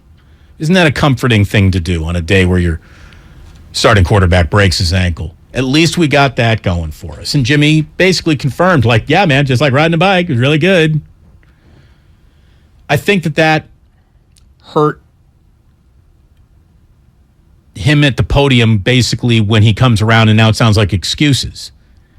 Where he's saying, well, I'm, really wasn't in game shape yet. Well, you're just saying it was just like riding a bike a week ago, but now that you play poorly, it's not good. So I want to take you through a timeline. I want to take you to where this whole gosh darn thing started. This is all the way back on June 7th. At June 7th, the 49ers were opening their 3-day mini camp. And one of the questions to Kyle Shanahan is, hey, where is Jimmy Garoppolo at this mini camp? Are you expecting him? All his rehab is down in LA, so for him to stop it to come up here for a 3-day mini camp doesn't make much sense for him or for us, so we want him to stay with his rehab. Yeah, I mean, it wasn't a real risky surgery or anything, so I think it just takes time. I think the plan still has always been July, but I know there's no concerns with it, and he'll be throwing sooner than later. Again, this is Kyle still selling the fact that Jimmy's coming back from surgery. He's fantastic. Everything has gone well. It wasn't even a risky surgery. No big whoop. Everything's going to be great, and he's going to be traded. That's how Kyle was operating on June 7th. This is July 27th now. So training camp is underway. We're at the start of training camp. And what do you know? Jimmy's here, yet he's not quite a part of what we're doing. He was in this morning doing his throwing program. I don't think he's still here. So he came in, did that, and he got out. So I'll stay in communication with Jimmy. We'll keep doing that and take it one day at a time.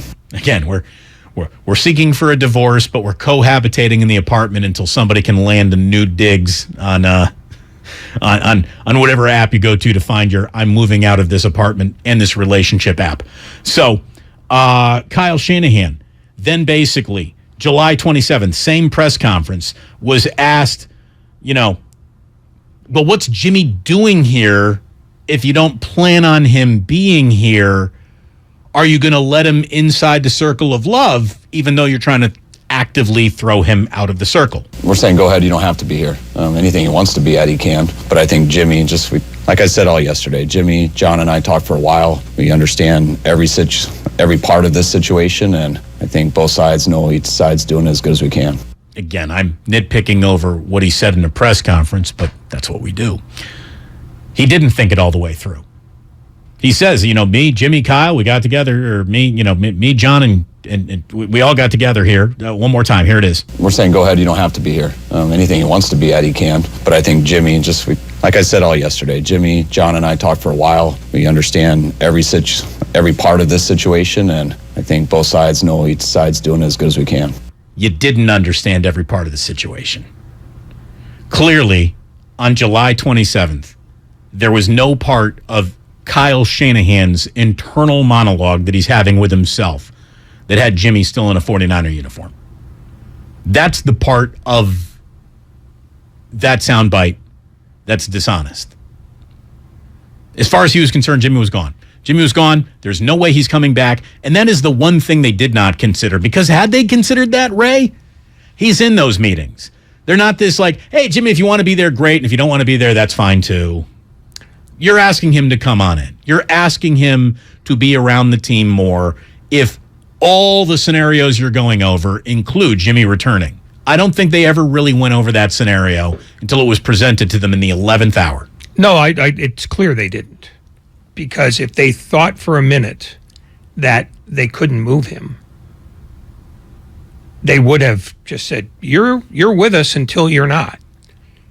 I mean, that's the flaw here, because they assumed, and probably correctly in most cases, that a guy who's done what Garoppolo has done as recently as a year ago, leading a team to a conference final or being part of a team that went to a conference final, that there would be a market for him.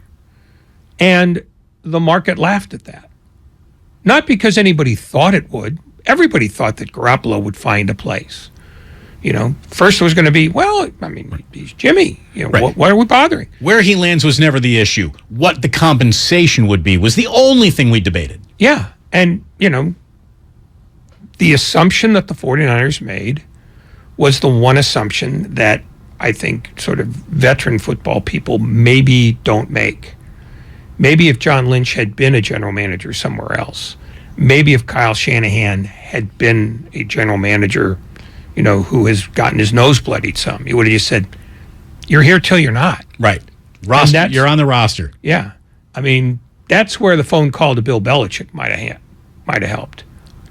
You know, because Bill Belichick, you know, as cynical and cold-hearted as he is, he's an extraordinary detail guy.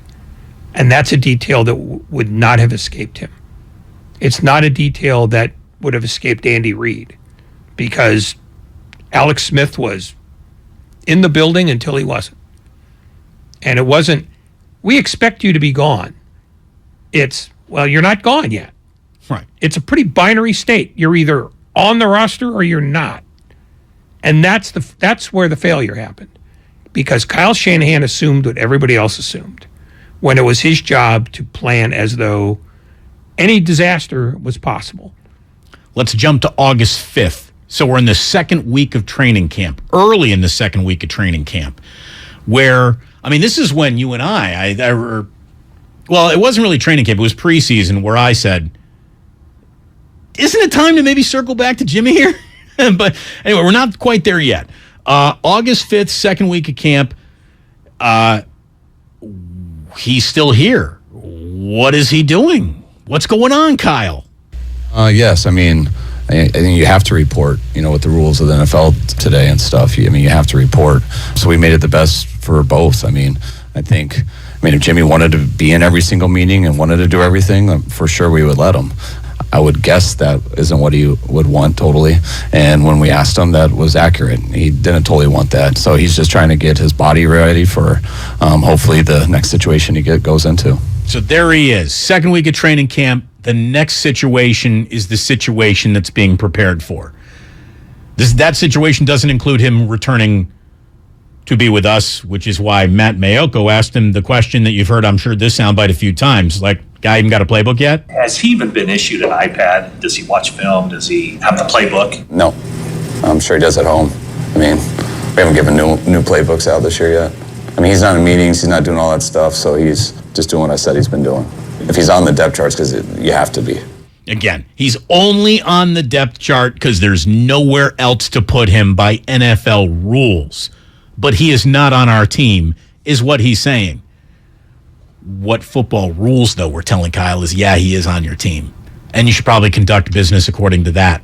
Not where you think he could be, but where you know he is. And looking back at all this, the hindsight's so 2020.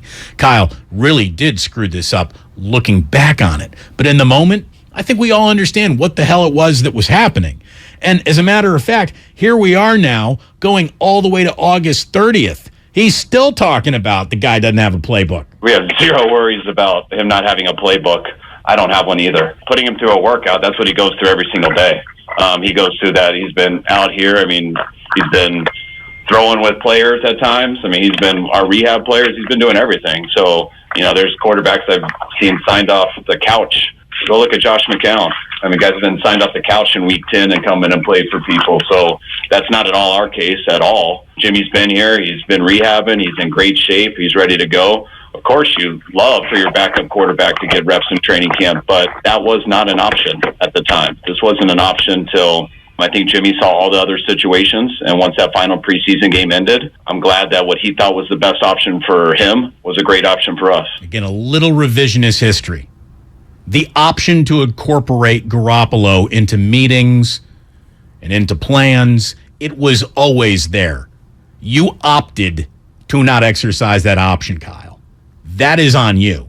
That is on you. And you can say, well, Jimmy doesn't really want to do it either. And we talked to him and, my questioning confirmed my suspicions. He was your player.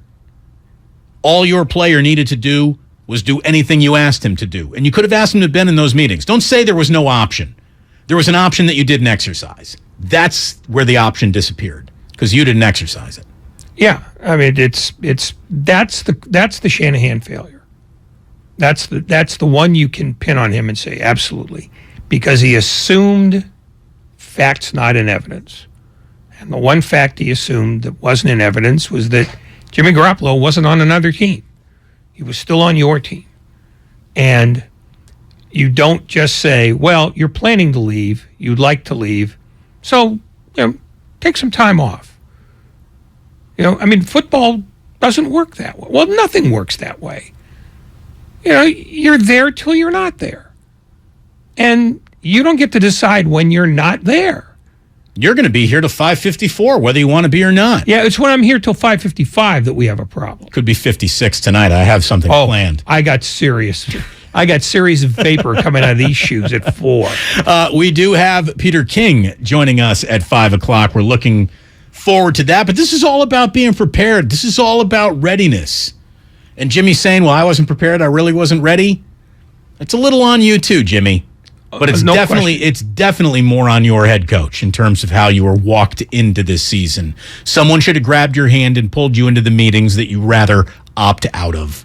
When we come on back, your calls, Peter King at 5 o'clock. Don't you go anywhere. This is an awesome Tuesday afternoon here on 95.7 The Game, brought to you by Fremont Bank, full-service banking, no compromises. Hey, Becky, what about this beat for your next song?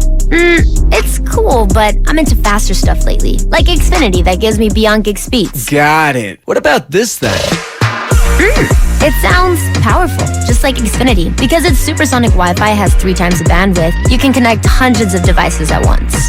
That's what I call power. Unbeatable internet from Xfinity. Made to do anything so you can do anything.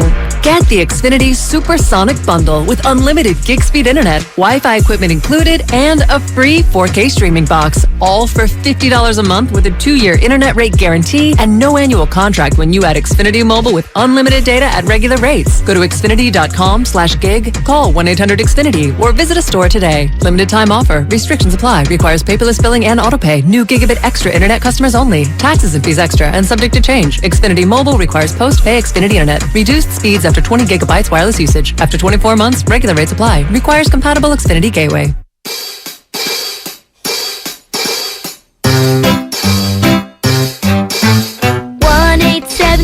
Cars for Kids. KARS Cars for Kids. 1-877 Cars for Kids. Donate your car today. 1-877 Cars for Kids. KARS Cars for Kids. 1-877 Cars for Kids. Donate your car today. Donate your car today at carsforkids.org. That's cars with a K. Your car, running or not, can be picked up as soon as the next day. You'll get a maximum tax deduction and a vacation voucher. 1-877 Cars for Kids. KARS Cars for Kids. 1-877 Cars for Kids. Donate your car today. Now now accepting donations of land, homes, buildings, or any kind of real estate. The following is an attorney advertisement. If you get sidelined by a workplace injury, the workers' compensation attorneys at Boxer and Gerson can help get you back in the game. Our team of skilled attorneys will fight by your side for the treatment and compensation you deserve. We care about justice for injured workers. That's what makes us Northern California's premier workers' comp law firm. Call Boxer and Gerson at 510-345-2341 or visit boxerlaw.com for a free consultation. Boxer and Gerson, your life is worth the fight. Now it's time for the closer of the week. Presented by LiftMaster and R&S Doors. Turn your garage into the envy of the neighborhood. Visit rsdoors.com. The closer of the week is Brandon Ayuk, who shined on a dark night in Denver. It's Ayuk inside touchdown. And Brandon Ayuk with a touchdown grab in San Francisco scores first. Recently, my garage door opener was not working. I was in need of a closer. I was put in touch with R&S Doors, and they hooked me up with a brand new garage door opener from LiftMaster. With LiftMaster's MyQ connectivity, my garage door opener can be controlled right from my smartphone. You'll know when a door or gate has been left open and can close it with a tap, no matter where I am. Be one of the first 10 callers and receive 20% off a LiftMaster garage door opener when you purchase a premium garage door. Call 1-800-FIX-A-DOOR. That's 800-FIX-A-DOOR. Or visit rsdoors.com. R&S Doors. Look for the red truck. Finding great candidates to hire can be like, well, trying to find a needle in a haystack. Sure, you can post your job to some job board, but then all you can do is hope the right person comes along, which is why you should try ZipRecruiter for free at ZipRecruiter.com/find.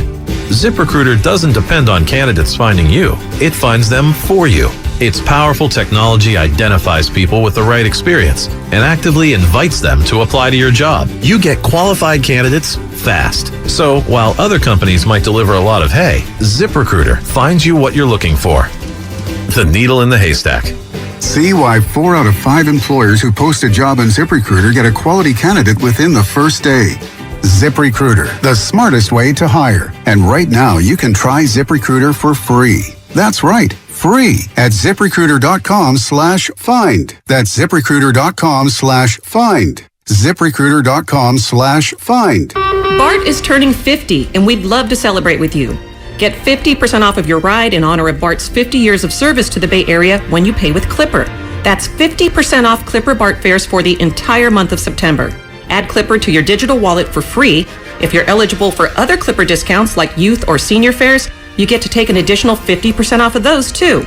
Details at bart.gov/50 years. Celebrate Bart's 50 years of service with us this September. Let's go.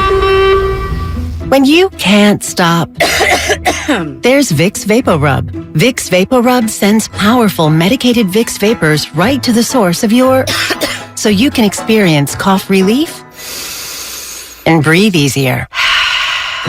Generations of families have trusted Vicks VapoRub to help relieve the worst cold symptoms. So next time you have a cough, reach for the Vicks VapoRub. Vicks VapoRub. Cough relieving is believing. Hurry into the Energy Savings Event at Lowe's. Save energy and save money on select major appliances, including Whirlpool energy efficient appliances. You can also save with the smart thermostat. Right now, select Google Nest Learning thermostats are $60 off. Plus, find other great energy saving items throughout the store and check your eligibility for rebates in your area to save even more. Don't miss the Energy Savings Event at Lowe's. Selection varies by location. Exclusions apply. Visit Lowe's.com for details. Valid through 9/28.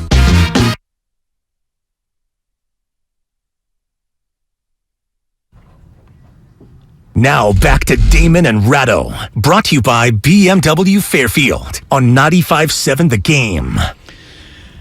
In just a little bit, Peter King is going to join us here on Damon and Ratto. This is our longest commercial-free segment of the entire blessed afternoon. So it's good to have you here. Put it on your station and rip the knob off, baby. Old radio jargon. Feels good. Aaron Judge just drew a walk. He has not homered tonight in Toronto. Did you see how much of a flop, by the way, that the live look-ins of Aaron Judge's at-bats were during college football Saturday? Like, they would cut into a game, and they would cut in because Aaron Judge is, sitting on history looking for 61, they would cut in and people were angry. It just shows you, man. Baseball, you ain't who you used to be. No one wants any baseball unless they signed up for it. And again, it was on a television station. If I wanted to be watching this, I could be watching this. Don't put it in front of me. Well, there are two things going on here, in my pinheaded opinion. One, college football fans don't want to know anything else. Right, that's it. Don't show me. If the meteor's coming, don't tell me. Right. Wait till halftime. I don't want to know. The other thing is, this really isn't history. He's on a round number. The history he would be making is that he would be tying a team record. Well, and an American League record. Okay, but even at that. Right. Right now, the American League is not very much different from the National League. I'm just going to tell you. To the point where it's not really a difference at all. But I'm just going to say right now, anything north of 60 home runs is all sacred territory. This is all it's fine, but unexplored. But people have explored that before. Right. So you can't really sell it as history. It's a phenomenal achievement. Congratulations to you. But it's not history. They're breaking into it because they think there are enough Yankee fans who will watch anything. And the truth is, most Yankee fans are watching the Yankee game. They are. So the cut-in, the only way that makes sense to a Yankee fan is if you're cutting into the Yankees game with the Yankees game. College football is a whole different deal, and I would be willing to bet that for the most part, pro football would be like that too. I'm watching a game here. I got money on it. Stop telling me about something I've chosen not to watch. Don't interrupt football games. It's just that simple. Yeah, but don't interrupt it with something that is interesting but still kind of trivial. I would rather you interrupt a football game with a perfect game in the ninth inning. I could live with that because that's genuinely rare. This is something that they wouldn't have done if Aaron Judge played for the Kansas City Royals. Agreed. Totally agree with you on that one. That's all television producers who live in New York and work in New York. So you're saying that when he's a San Francisco Giant next year and he's flirting with Bonds' record, they're not going to cut in? He will not be flirting with Barry Bonds' record hitting in that ballpark. Are you now reporting that Aaron Judge will be a San Francisco Giant? I am not. I am reporting that they will talk to him a lot. I am not reporting that he will pick up the phone. No, I don't think so. Well, that, I guess, kind of walks us a little bit into this question that came about an hour ago on the Comcast Business text line from Danny from Richmond. Who's getting fired first, Farhan or Shanahan? Well, we already know Farhan's not getting fired because Greg Johnson said he wasn't getting fired. I got the right answer. Who upsets their owner first? Because unless you have the answer to that question, you don't have the answer here. Yeah. Both of those guys had enough success to where they're on very good grounds with those who employ them.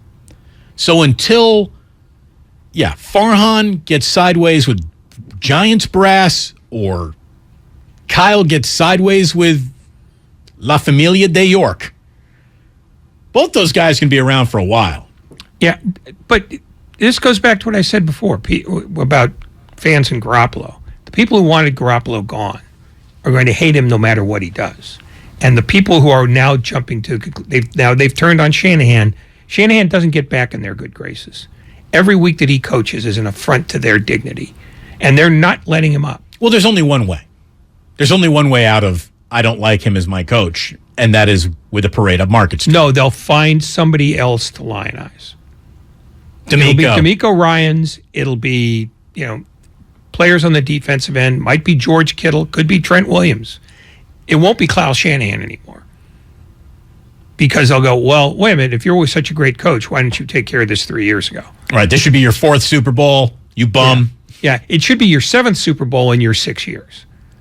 Because they bought in too hard and they've been let down too hard. By their own choice.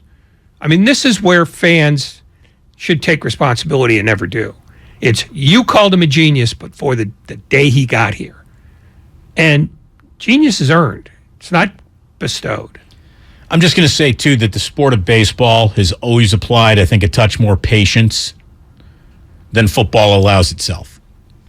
So, really, without knowing who's going to go sideways with ownership first, I'm leaning Kyle does get fired first.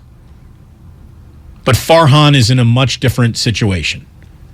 He's not the front man. Like, he's still in the shadows in a weird way. And, Kapler will get it before Farhan.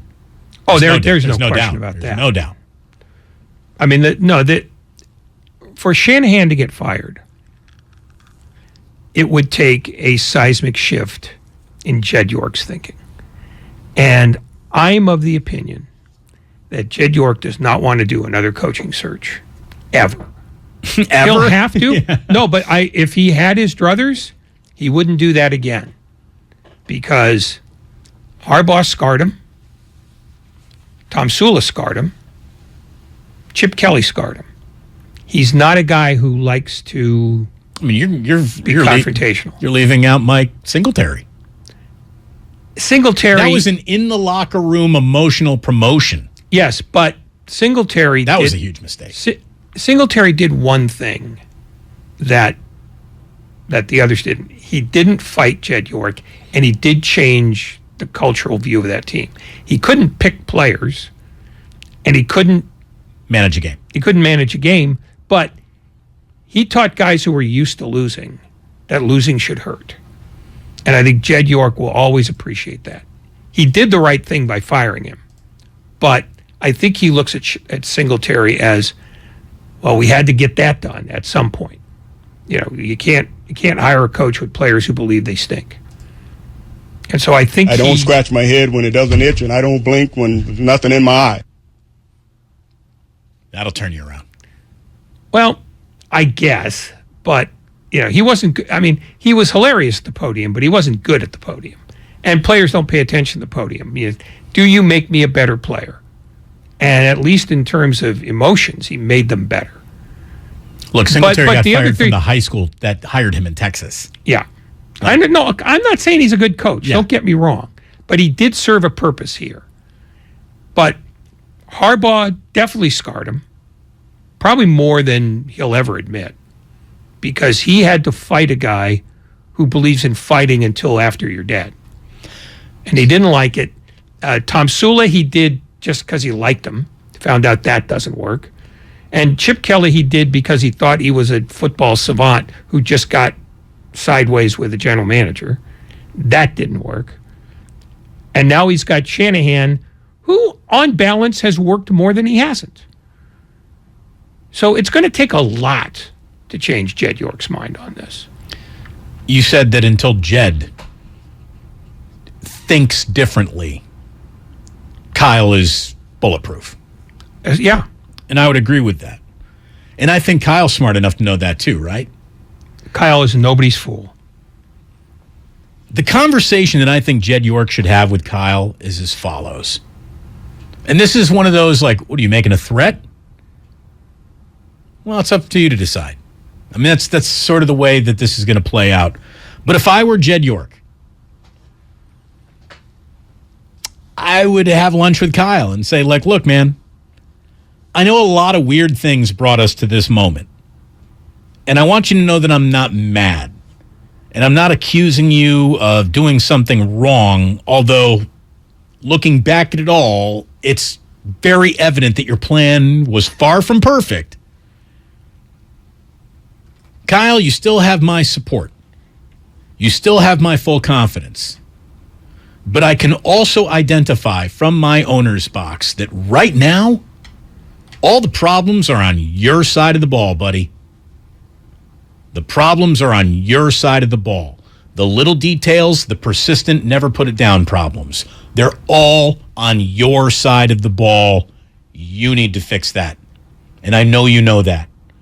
But I just want you to know that I know that. And then Kyle could play what is that, a threat? You interpret it however you like, but I want you to know that my eye is looking at you in a way that it was not looking at you before.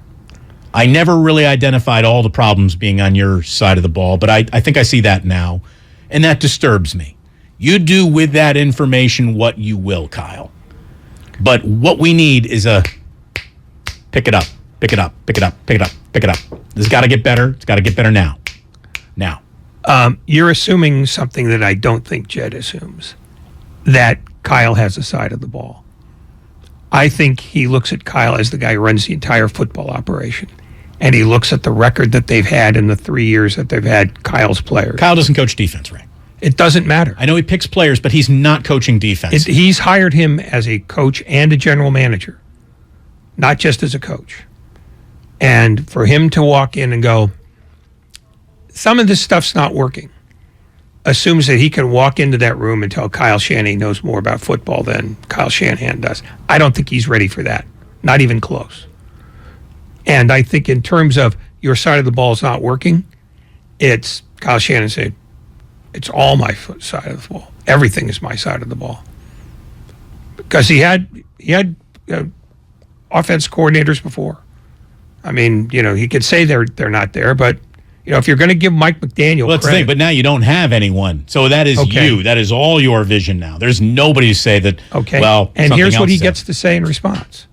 Well, you didn't do anything to me when I didn't have my starting quarterback or my starting running back or my best offensive lineman or for the first 2 weeks, my best pass catcher. He can play that if he wants to, but I don't think he has to. I don't think Jed York is close to that point yet. And I don't think he's going to get close unless all of a sudden they're 3-12, healthy, and the reason why they lose is they can't score more than 13 points a game. I'll tell you what we're very, very close to, and that is an audience with the king. Welcome, boys and girls, to your 5 o'clock hour. You're listening to 95.7 The Game, KGMZ FM and HD1 San Francisco. Always live on Twitch, YouTube, and the free Odyssey app. Damn well better be free. Every Tuesday, we are very happy to bring you Peter King to talk about what just happened. And Peter, never a dull moment around here. That is for sure. Things didn't play out nearly the way a lot of Niners fans were expecting it to play out in Denver. And, just the way that Jimmy stepped out of the back of the end zone, did himself no favors. It was a tremendous defensive performance against a struggling Denver Bronco team. But, man, that offense certainly let things down. And even though the 49ers have one of the best defenses in football, they're 1-2 sitting through 3 weeks when they probably should be 3-0. So we're not quite at DEFCON 1 here, but we're ticking down. It's DEFCON 3. How are you? Yeah, I guess the way I look at that game, that was Bill Parcells once said, I forget, I covered the Giants in the mid-'80s, and Parcells had a bunch of cliches, but the one thing I remember that he said most weeks, he was the kind of guy, it would get to be Friday, and you'd be sitting around the press room. Parcells would have a cup of coffee and a cigarette, and by the way, with Cremora, not with half and half, by the way. Good to know. And he'd just be sitting there, his feet would be up, and we'd say, hey, what do you think about Dallas Philly this week? And he goes, desperate team always wins. And I looked at that game the other night. The one thing I thought, and I did talk to Nathaniel Hackett after the game. The one thing I thought was when Russell Wilson got the ball down 10-5, midway/late in the fourth quarter, and he had to put a long drive together, he said, okay, listen, I am done being a facilitator. I'm done being John Stockton. I'm taking the effing ball, and I am going to make this happen myself.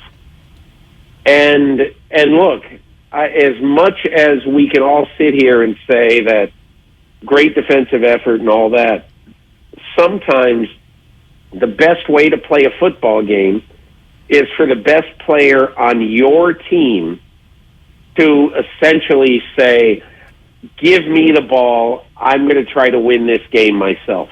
That's what Russell Wilson tried to do, and honestly, that's really kind of what he did on that last 80-yard drive that they had. And honestly, I'm not sure there's a lot to take from that other than I agree with you.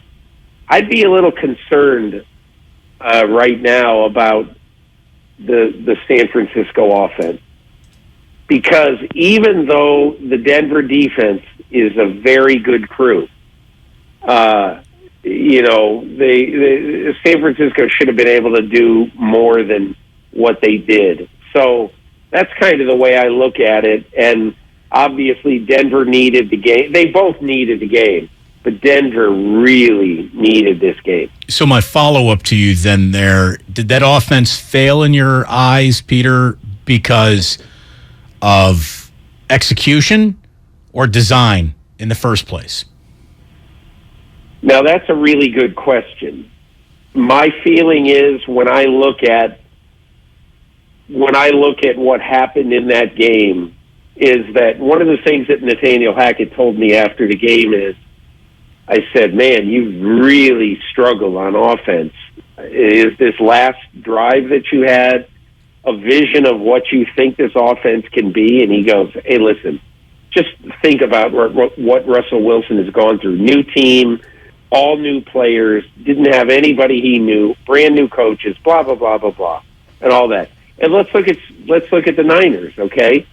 The Niners, to me, one of the things that has been difficult is that Jimmy Garoppolo, like when I was in training camp, I had heard that, he didn't have a playbook, he didn't have a tablet, he didn't have a relationship other than, hey, hello, how are you, with Brian Griese, who's going to be his quarterback coach, who ended up, on Labor Day, ended up being his quarterback coach. And so there was some weirdness with him. And so really what we're talking about is this is, in essence, his first start after an extremely difficult off season. And that's why I don't think this one game you should look at and say, oh my God, the 49ers are really screwed. Because I just think part of this is adapting to a new coach in part, adapting to some new players, and adapting to a team that thought he was gone forever. And so, again, I'm not making excuses. I'm just saying I don't think that this one game should be the be-all, end-all that you think of when you think of, oh, boy, we're screwed with Garoppolo now. Is the thing you described, though, the one true act of hubris that Kyle Shanahan can be blamed for? The assumption that a guy who is still on your roster is not going to be on your roster.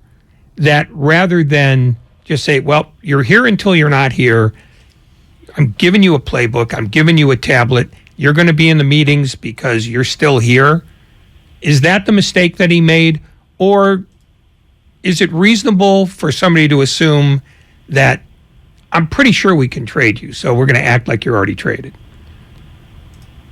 I don't, Ray, the answer is I don't know the answer to that question. But my feeling when you raise that point is a very simple feeling. And that is that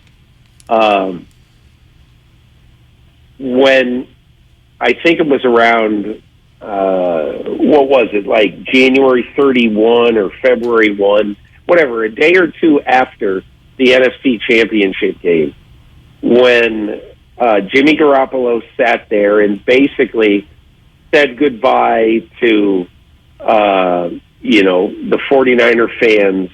He said goodbye to all these guys who'd covered him since he got there. He basically said goodbye to the Bay Area.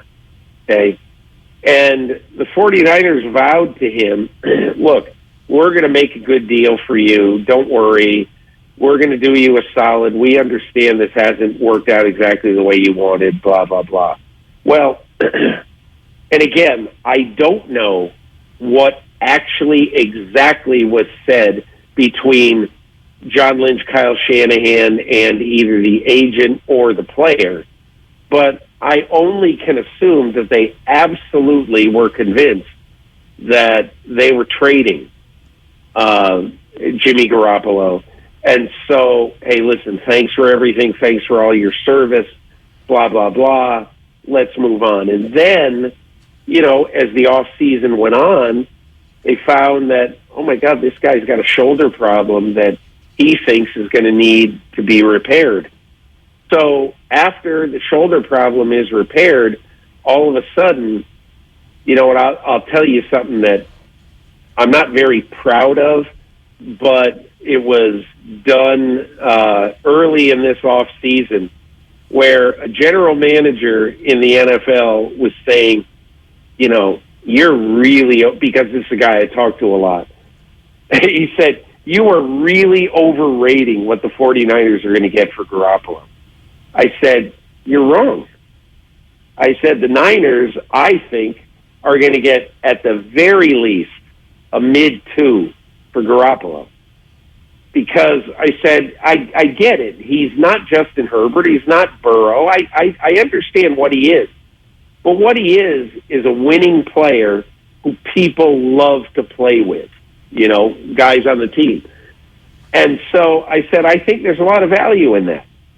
Anyway, bottom line is, recently we had a bet, and the bet was, I'll bet you a bottle of wine. So recently I paid off my bet, and I just said, man, when I paid off the bet, I said, man, I should give you a case of wine, not a bottle, because you killed me on this bet. But anyway, the overriding point I was going to make is just nobody could see what happened, or what was about to happen.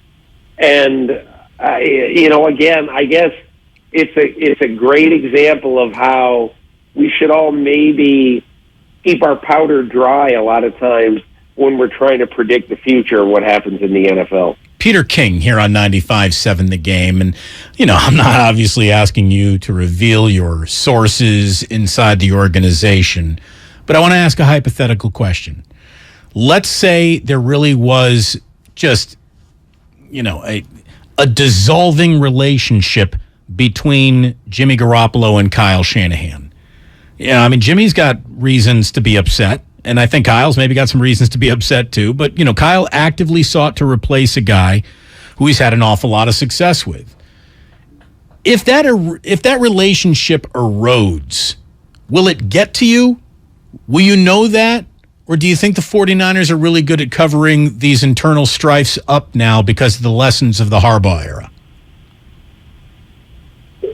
I doubt they would have continued on with Jimmy Garoppolo a month ago if they found that either Jimmy was so ticked off that the thought of walking in the building and playing for Kyle Shanahan again was detestable. Okay?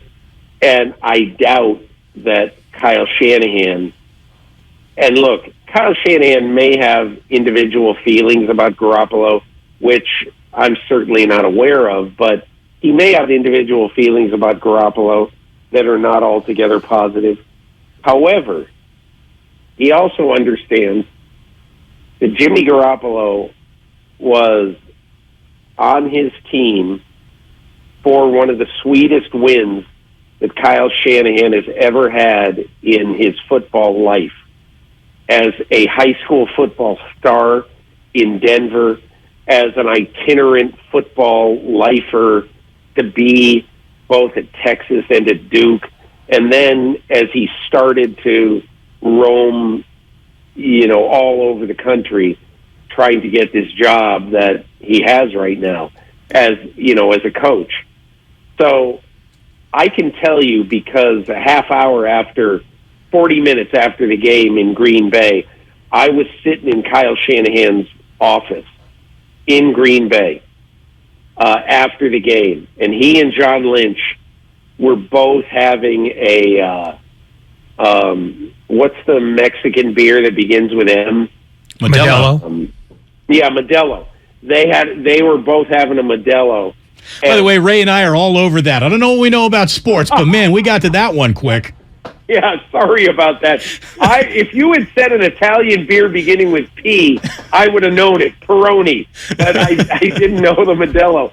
But they were sitting there, and I have to tell you that Kyle Shanahan was as happy a person as I've seen in a long time. And it's because he knew what just happened. They went to Green Bay and stole playoff game from Aaron Rodgers and from Matt LaFleur, who, by the way, Matt LaFleur and Kyle Shanahan are pretty tight, or at least at one point were very tight. And the only reason I'm mentioning this is that Kyle Shanahan knows that he can think whatever he wants to think, or the public can think whatever they want to think about Garoppolo. But quite honestly, Jimmy Garoppolo has been at the forefront of some gigantic wins in Kyle Shanahan's life. And this was certainly one of them, regardless of how incredible he might have played. So, and the only reason I mention that is that Kyle Shanahan had to be thinking in the spring, let's not burn every bridge here. You know, let's just keep our options open because you never know. And quite honestly, I think that the allowances they made to Jimmy Garoppolo in the summer were saying, hey, listen, fella, we really appreciate everything you've done for us. We truly do. We're not just saying that. So, listen, if you want to be in the quarterback room, if you want to be doing all of these things, we'll do it. Okay, but if you just want to come out and do, practice on your own and do all that stuff, that's absolutely fine.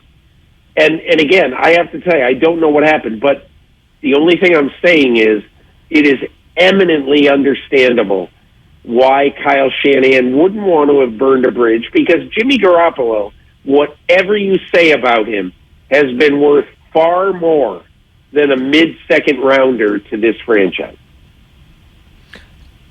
So you mentioned earlier that the Parcells quote about, desperate teams win. How desperate would you imagine the 49ers are going into this weekend? They got to be desperate. Because if you look at this game, if you look at this matchup, I think it's absolutely, totally fascinating. I mean, think about it. Think about, your second straight primetime national TV game, which I'm sure they're not saying, hey, great, we're on national TV this week. But think about being on Monday Night Football in a survival of the fittest game, knowing that if you go 1-3 on your East Coast trip, there is no margin for error in Atlanta or Carolina. None. Zero. You've got to win both of those games, or else you're looking at maybe, hopefully, we might, who knows, if the cards all fall right, maybe we can battle our way into the playoffs. This is an important game for the 49ers. A lot more important than it is for the Rams. And that's why I say the desperate team always wins. Not always, but the desperate team has a better chance to win. And I guess the way I would look at this game is that, especially the 49ers know exactly sort of the egg they laid in Denver. And they know that they've had a good track record in some very, very fight-to-the-finish games against the Rams. And so there's no doubt in their mind. They know they're putting most of the players on the field Monday night at home. They know that they're putting most of the players on the field who have had great success, sometimes against the Rams. And, midway through the fourth quarter in the NFC Championship game, that was anybody's game to win, obviously. We all saw it. So, to me, I like the 49ers' chances Monday night. Any element at all, Peter, to the feeling that maybe they let a very important voice out of the building? Mike McDaniel has landed in Miami and has created quite a splash and seems to be a bit of a quarterback whisperer. And I'm wondering if keeping that guy in Santa Clara doesn't have a very different feel about this offense right now, no matter who the quarterback is. We're dazzled by McDaniel, just the way he goes about it and his personality. Is there any element that you're hearing around NFL circles that maybe the guy with a bit of, a little bit more magic dust in his pocket is now no longer here? Yeah, well, that's one of those things. There's nothing you can do about it. It's just not. Right, unless you're going to make him your next head coach, there's no way to keep him. I mean, even if you are, what if Jed York had come to him and say, hey, listen, I'm going to pay you $7 million a year to stay as coordinator with the guarantee that you'll get the job when Kyle leaves. Well, first of all, I'd never have done that if I were Mike McDaniel, because how do I know? Kyle Shanahan's a young man. He's going to coach for 20 years. So it's just one of those things. There's nothing you can do about it. So even though there's nothing you can do about it, your question is an interesting one. Is the loss of Mike McDaniel something that none of us is talking about as much as probably we should? And I guess I would make this point about it. I'm not sure that Mike McDaniel, and again, I think, honestly, I think Mike McDaniel was probably more of a Debo whisperer than a quarterback whisperer. And by that I mean, I wrote about it. You guys, I'm sure, have talked about it a lot. By the way, if I were Mike, that's certainly what I would tell everyone. Yeah. And look, Debo Samuel basically showed up in Mike McDaniel's office every Tuesday, maybe late morning or whatever, and he would sit on the couch at McDaniel's office, and McDaniel, at some point, he would talk about the role he saw for Debo that week so that Debo could mentally start to think about it, which is interesting. But I don't think that Jimmy Garoppolo would necessarily sit on his couch and say, hey, here's what I want to do. Because, listen, guys, I'm in Brooklyn, New York. I don't cover the 49ers every day. I'm not on the phone with Shanahan or Lynch. I don't know what happened with Jimmy Garoppolo and Mike McDaniel during the season last year. And the only reason I raise that point is that I do know that I think Mike McDaniel was hugely instrumental in changing the direction of Debo Samuel's career. I don't necessarily think that he was as important as, say, Kyle Shanahan was in working with the quarterback. Now, again, I don't know that, but my gut feeling is that Kyle Shanahan probably had as much to do as anybody with the play of Jimmy Garoppolo last year during the season. So I understand the thought about, missing Mike McDaniel and all that, and it's a valid thought. But I'm just not sure it's real. Straighten us out about the Rams, because they seem to have been at least a mildly erratic team so far. Is this just normal for a Super Bowl champion to sort of struggle a bit to find their feet, or are there structural issues that are just now revealing themselves? I think there's two major problems with the Rams right now. And look, honestly, they struggled to beat Atlanta at home, and then last week, they They beat Arizona, and they were better than Arizona. I watched a lot of that game in the late window on Sunday. They were better than Arizona, but, man, they were not very good on offense. So I'll tell you what I think, Ray. I think that all off-season that Sean McVay really, really wanted his run game to be able to buttress in a more efficient way his passing game. And it's because he knew coming into this year that he wasn't going to have the 110% Matthew Stafford who could every week throw for 340 and 3 touchdowns and win. He wanted to be sure that with his elbow issue that he didn't put all of the pressure on Stafford coming into this game. So what have we seen in the first 3 weeks? We have seen an absolutely mediocre, and that's putting it kindly, running game that is only averaging 3.4 yards a carry.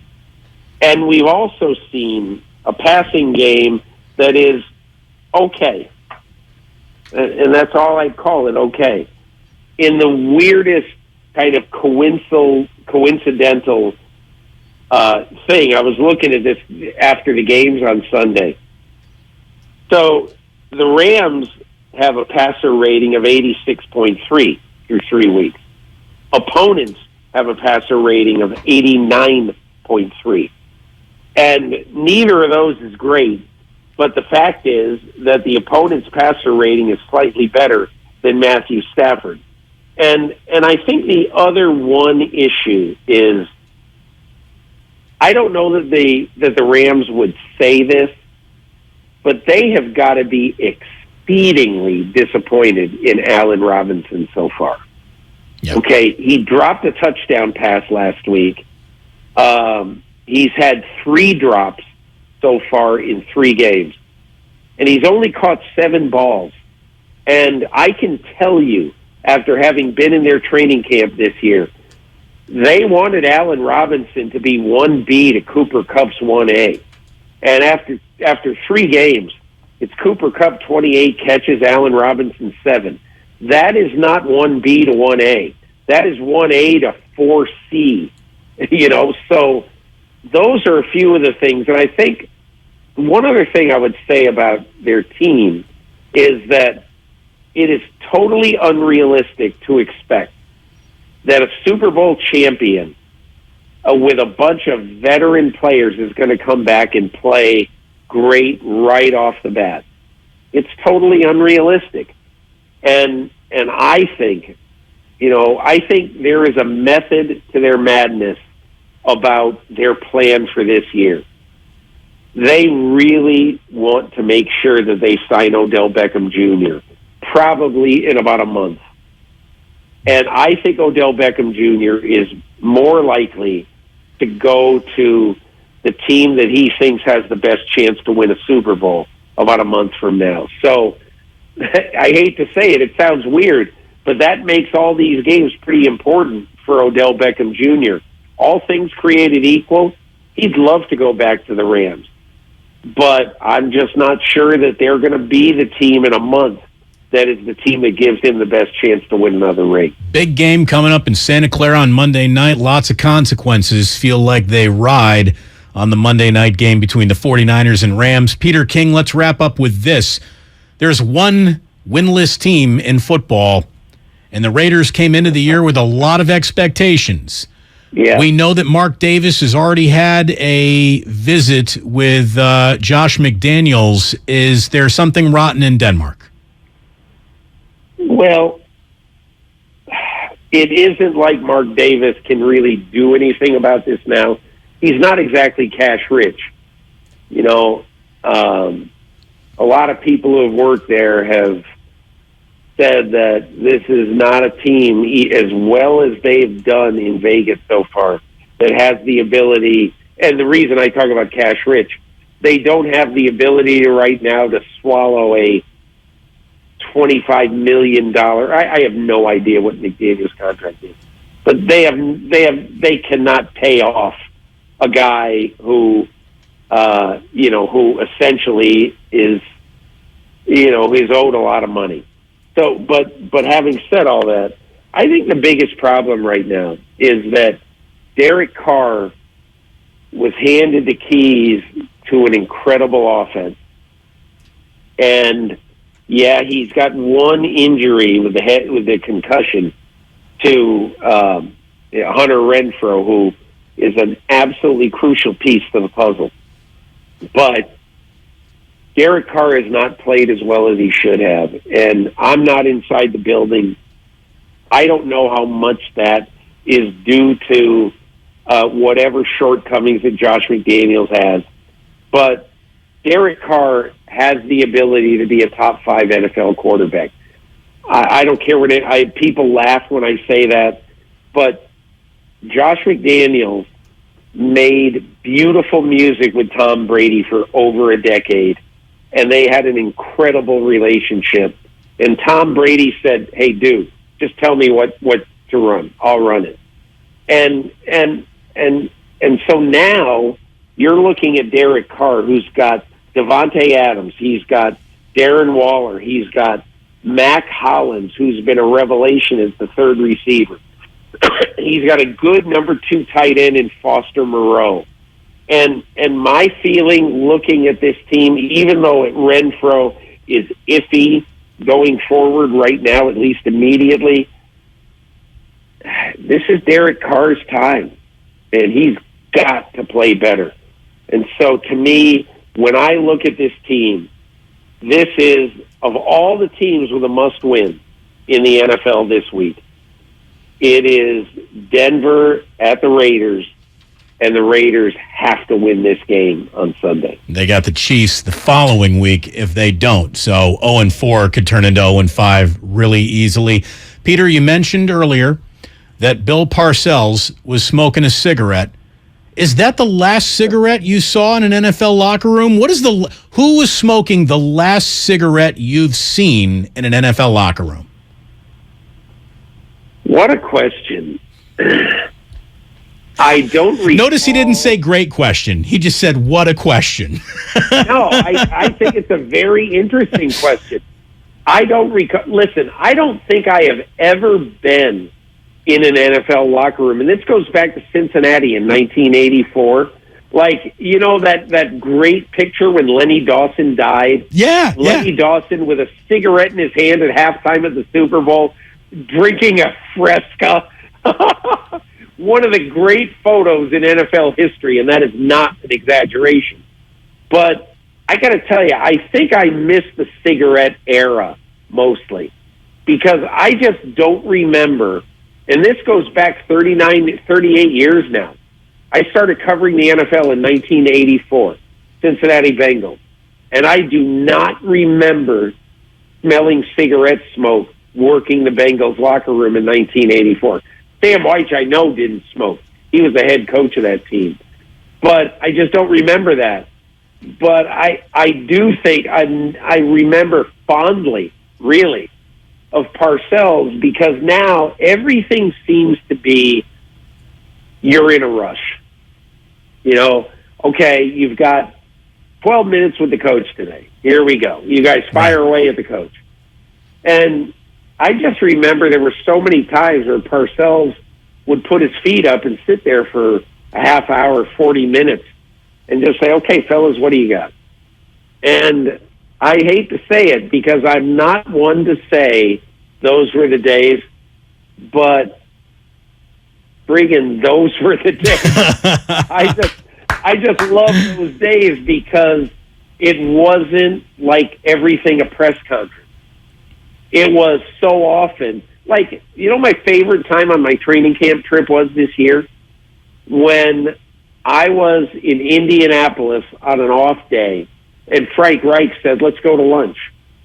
And we went to a Ruth's Chris near their training camp, and we spent 2 hours just shooting the breeze, and I bet I took 3 notes the whole time because it was mostly about, hey, tell me about your team and give me some information. And that really is how the business has changed. Yeah, conversations, not interviews. Yes, Exactly. Great to talk to you. Thank you for this conversation. As always, Peter, go smoke them if you got them. All the best, guys. Thanks a lot. Thank you very, very much. Ray, what's the last sports cigarette you were around? I mean, all phased out by the time I got into locker rooms and around coaches and managers, so I didn't get any sports cigarettes. The last one I remember was Dean Lombardi, the general manager of the Sharks, who was in his office one night about 5 p.m. Is this first GM of the Sharks? No. He was like about third or fourth. Okay. He was the one who predated Doug Wilson. And he was watching a game between two Eastern Conference teams whom they would not play that year. You know, they had a different schedule, so you didn't get to see every team. So I think it was Ottawa and New Jersey. And he had a heater in his mouth, a heater between his fingers, and a heater burning in his ashtray. 3 at once. Yeah. And I said, do you forget that you've got ones working? And he said, yeah. I said, you got 3 working now. He said, that's not my record. See, it's great. First of all, cigarettes are disgusting. Cigarette smoke is gross. But you knew you were on another time. I mean, Peter got that right. When you could go in and just have a chat, a talk with someone. Oh, no, yeah, that's done. Baseball was the last place where that was possible. Now they bring the manager into an interview room, which is a terrible thing to do. Right. When's the last time Kapler gave... Here's the thing. It doesn't even happen on the road. Like sometimes if it weren't happening at home because you want to get the backdrop for your media partners at home, I would get it. But on the road is the place you could still get around the manager in his office, around his desk. Not anymore. Well, now they bring the backdrop with them. Well, that's the thing. They do. Backdrops do travel more than ever before. No, everything's an interview. Everything is formal. Nothing is... I'm not saying off the record. But just a lack of formality. There's nothing on background. You can't learn anything that hasn't already been filtered. And that's one more way in which the manager's prerogatives have been taken from him. Because he's got to be on message all the time because everything is recorded. And it's a terrible thing. I mean, maybe it works well for job security for a few months, but if you're worried about everything being recorded, you're destined to be fired anyway. So, yeah, no, it's an awful thing. It's one of the things that baseball had that the other sports didn't, and now that's gone. Was it Hal McRae who cleared his desk off? Was that the time he wanted to fight? Yes. Yeah. I'm trying to remember who that... Alan somebody. I can't remember who it was, but yeah, that was going to go because Hal McRae, he had a long temper, but when you got to the end of it, he wanted to kill you. He didn't want to convince you of the error of your ways. He wanted to rip your eyes out and feed them to you one at a time. Remember when he left the game with the first base? Yeah. He said, I'm taking first base and I'm leaving. Yeah. Grounds crew had to find another base, run it out there. All right, we can keep on playing. And he wasn't a bad manager at all. No. But when he snapped loud. What's the thing? So political correctness has removed any and all tempers from sports, boiling over like that to the point where that was awesome. It's not political correctness. It's the fact that replay basically takes away a manager's ability to argue unless he really forces it. And when he's forcing it, it's not really an act of temper. It's performative. It's the same thing with basketball and football has always been that. But hockey is probably the only one left where you'll see a coach stand on the front of the dasher and just scream obscenities at an official. And it's also the only sport, I think, left where officials will scream obscenities right back.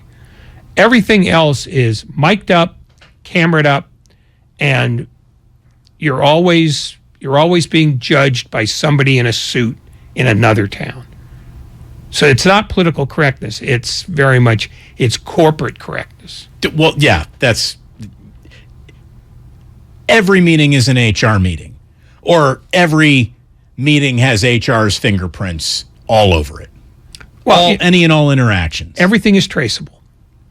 And the whole idea behind getting a few minutes in the manager's office before or after a game was something that wasn't traceable. Now it's not allowed. I can't think of his name. Great baseball manager, Marlins, Pirates, Barry's manager. Jim Leland. Jim Leland, thank you very much. When I think baseball and smoking, there's only one. Oh, yeah.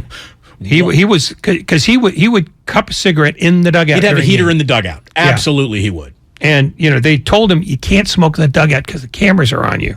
But he had to have it. So he literally cupped it, and you couldn't see the cigarette. He was good at that, but you could see the smoke wafting through his fingers. The smoke, or sometimes, like on a dark night in a dimly lit dugout, you saw the red ember floating. Yeah, when he was in the tunnel, because he used to go down the tunnel to get a good drag off of it. Oh. Good times. Really, really good times. When we do come on back, we'll let you know what is on the docket for tonight. We obviously know that the 49ers, they got a lot of time and all the time that they need to prepare for a team that, Kyle's got a lot of good success against. There is no doubt. 7-3 against Sean McVay. How it's happened, why it's happened, I don't know if anybody's got the answer. But past results do not indicate future performance. So you can throw that out, and we're going to have ourselves a hell of a football game on Monday. And Ray and I are going to be down there. Yeah. I'm looking forward to it. Not the drive down there. It's like going to Tijuana. But, I do like an atmosphere. It's been a while since I've been around a football game day at the NFL. It's been years. Because of kids at home, kind of sat out COVID. I've not been to a Niner game. I've not been to an NFL game. God, in the last 2 seasons. Talk about something that I would have never thought possible. Yeah, it'll be a couple of years before I get back to a football game. But COVID and location did not help Levi Stadium in my mind. Well, even whether you stay or whether you go, it's going to take you 2.5 hours to get home. Oh, I know. That's why I'm going to stay. If I'm going to make the journey, we're going to plant the flag. Oh, not me. My window of opportunity is literally as soon as the show is over. Because that's when nobody's going out of the stadium. That will be good getaway time. You're right about that. Middle of the first quarter is a great way to powder out. Anyway, riddle me that. I like me some sports. Looking forward to a little in-person sports. When we come on back, a quick call, a quick thought or two, and a tip of the cap here on 95.7 The Game. Make sure, by the way, you have downloaded the Odyssey app. Hey, Becky, what about this beat for your next song? It's cool, but I'm into faster stuff lately. Like Xfinity that gives me beyond gig speeds. Got it. What about this then?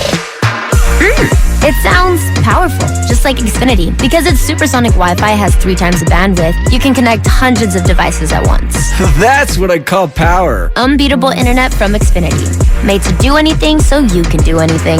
Get the Xfinity Supersonic Bundle with unlimited gig speed internet, Wi-Fi equipment included, and a free 4K streaming box. All for $50 a month with a 2-year internet rate guarantee and no annual contract when you add Xfinity Mobile with unlimited data at regular rates. Go to Xfinity.com/gig, call 1-800-XFINITY, or visit a store today. Limited time offer. Restrictions apply. Requires paperless billing and autopay. New Gigabit Extra internet customers only. Taxes and fees extra and subject to change. Xfinity Mobile requires post-pay Xfinity internet. Reduced speeds after 20 gigabytes wireless usage. After 24 months, regular rates apply. Requires compatible Xfinity gateway. If you own a business, this has been a bumpy ride. From pandemic to inflation, I'm sure you could use a break. If your business has 5 or more employees and survived COVID, you may be eligible to receive a payroll tax refund of up to $26,000 per employee. The challenge is getting your hands on it. Hi, I'm Howard Mackler, and that's why I founded GetRefunds.com to cut through the red tape and get you the money. The team of tax attorneys we have put together are highly trained in this little-known payroll tax refund program. We do all the work, charge not a dime up front, and simply share a percentage of the cash that we get for you. Businesses of all types can qualify, including those that took PPP,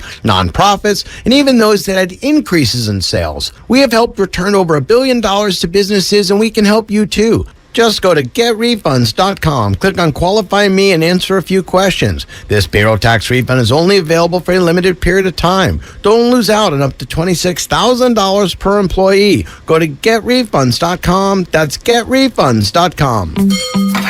Do you think all premium fuels are the same? Well, your engine doesn't.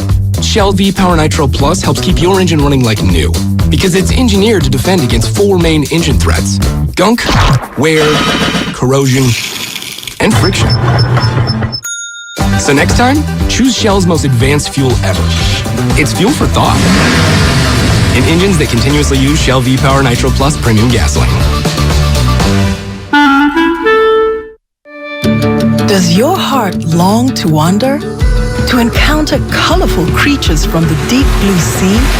And amazing animals from the Amazon and beyond? Feed your wild heart. Travel the world right here in San Francisco. Make your reservation to the California Academy of Sciences at calacademy.org. See rare specimens, ancient fossils, and more at our new exhibit, Hidden Wonders. Everything, our farm, our stand, our pop-up shop, it really all started when we discovered the benefits of local, raw honey for our family. And then we decided to turn it into a business. We were looking for something to help us get up and running. So we got the Chase Business Complete Banking Account. It's more than a bank account. It comes with Quick Accept, which lets us take card payments anytime, anywhere in the U.S. using the Chase mobile app. Plus, we get same-day deposits at no extra cost. For us, it's more than honey. It's about sharing a little sweetness with the world. Get the Chase Business Complete Banking Account with the essentials you need to help get your business going. Learn more at chase.com/business-complete-banking. Chase for business. Make more of what's yours. Quick Accept is not available in U.S. territories. Enrollment required. Usage subject to approval. Same-day deposits available for payments before 8 p.m. Eastern Time, Sunday to Friday. Fees and rates apply for checking and processing. Limitations and restrictions apply. Participants compensated. Merchant services provided by Payment Tech LLC and WePay Inc. Subsidiaries of J.P. Morgan Chase Bank and a member FDIC. My heart was racing just making spaghetti. I could have waited to tell my doctor, but I didn't wait. I was short of breath just reading a book. I could have delayed telling my doctor, but I didn't wait. They told their doctors and found out they have atrial fibrillation, a condition which makes it about 5 times more likely to have a stroke. If you have one or more of these symptoms, irregular heartbeat, heart racing, chest pain, shortness of breath, fatigue, or lightheadedness, this is no time to wait. Contact your doctor. Brought to you by Bristol-Myers Squibb and Pfizer. Employee onboarding? Automated. Customer support? Automated. What if you could automate all your company's routine operation tasks and do it easily? Lead management. Automated. With Zapier, you can. Zapier is the leader in no-code automation. Connect over 5,000 apps, automate almost any workflow, and streamline your team's performance without hiring a developer and with no coding required. That's right. Zapier's templates make it simple for you to automate anything in minutes, no matter your level of expertise. Zapier eliminates routine tasks and frees your employees to focus on the bigger picture. And with Zapier's advanced security features and annual SOC 2 audits, your data is safe and secure. See why thousands of companies, including Slack, Salesforce, and HubSpot, trust Zapier to automate their businesses. Even complex tasks? Automated with Zapier. Try Zapier for free today at zapier.com/radio. That's zapier.com/radio. Zapier.com/radio. Charging a cell phone can be like getting a booster shot. A booster is given to enhance or restore protection after a primary series vaccination, which wanes over time. Schedule an appointment when you are eligible. Sponsored by Pfizer and BioNTech. Here's what happened today on The Game. Presented by the County of Santa Clara. The morning roast from 6 to 9. What are we doing at quarterback? Yeah, but again, isn't that at the end of the day on Kyle? He has to take because some he has accountability. told us that he doesn't trust Jimmy like that. Willard and Dibbs from 9 to noon. Did you hear what Dibbs said? He said bleep Jimmy and Trey, even though maybe you didn't say that. I just mouthed, your teases suck, man. Steiny and Guru from noon to 3. So we know how Kyle feels. Maybe. And that's why he said, night-night, bye-bye. He divorced this guy. And Damon and Ratto from 3 to 6. This is a defense that you absolutely want to buy stock in right now. And the season is basically now in the hands of this defense. The best of the game. Presented by the County of Santa Clara. Book a COVID-19 booster shot now at sccfreevax.org or call 211.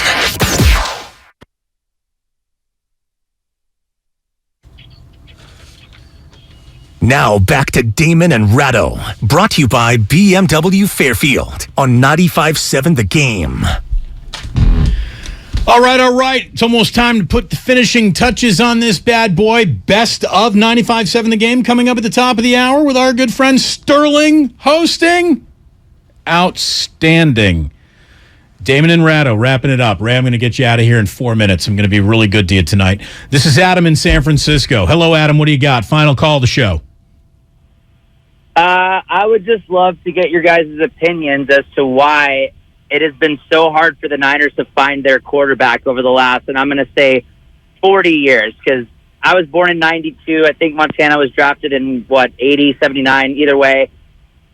Get Steve Young, and since then, you got sprinkles of Jeff Garcia, Alex Smith, Colin Kaepernick. Hey, all I can tell you, Adam, is that the Chicago Bears are as old as football teams are allowed to be, and they've had 1.5 quarterbacks in their entire history. I mean, that's it. The reason why the Niners don't have their X-marks-the-spot quarterback is because there are never more than 3 of these guys on the planet at any one time. I mean, it's just, it's the hardest position to identify, scout, and have consistent year-in, year-out success with. They had a Hall of Fame quarterback at the position for 18 consecutive years. And since then, their quarterbacks have been average to above average for the most part.